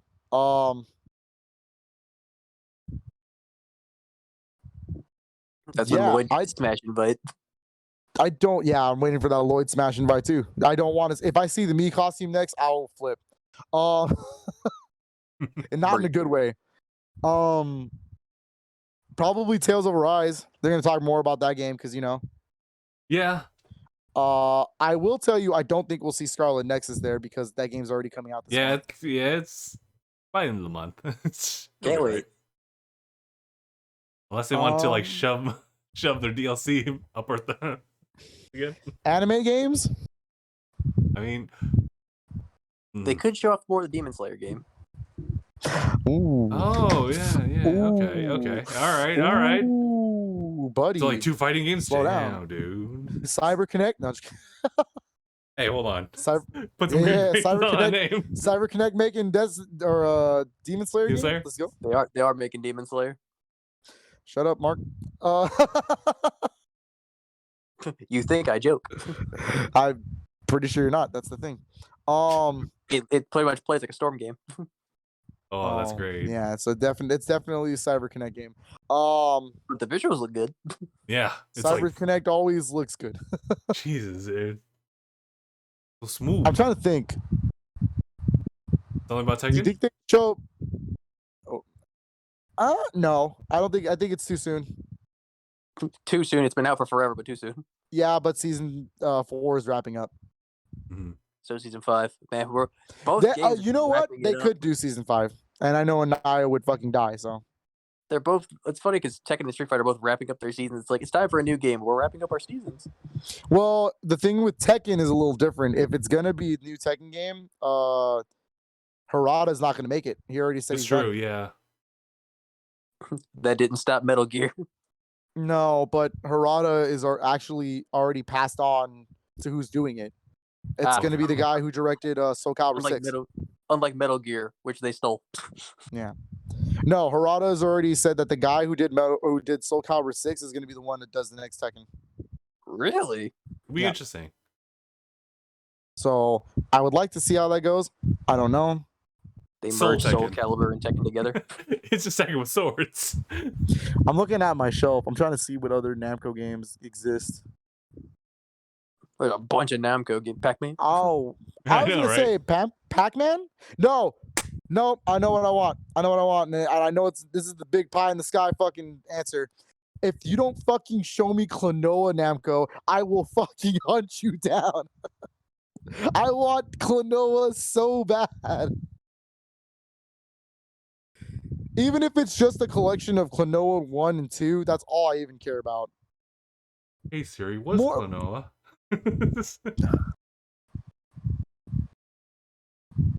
And I never noticed this.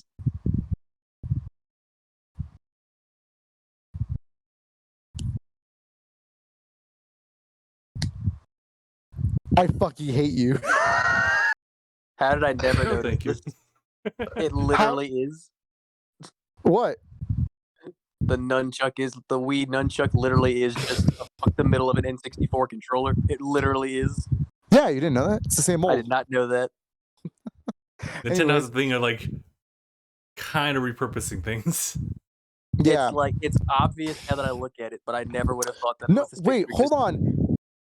You don't know about Klonoa? I've seen the character, never heard of the game. Oh my god, they are like one of the most influential 2D platformers. And I say influential, they're one of the first ones to do 2D but on a 3D background. Interesting. Wait. The original Klonoa Door to Phantomil on PS1. Dang. Again, I would not recommend you try to find a copy. It's worth $500. Yeah, probably. But if you have a PS3, go and download it. It's like $8, $7. Damn. It's a really good game. It's a really good soundtrack. It's from the guy who created Pac-Man, if I believe. Klonoa even has a Pac-Man symbol on his hat. Oh, that does seem familiar. Yeah, it's a really good series. And the reason I bring up Klonoa is 2 years ago, trademarks got, trademarks. They got Namco trademarked 2 names, Mr. Driller Encore and Klonoa Encore. And the last time they trademarked an Encore game, it ended up being Katamari Damacy Reroll.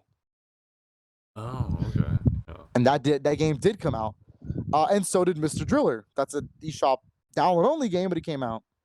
So if Klonoa Encore is real, then my best bet is that it's the remake. So there was a Klonoa remake on the Wii.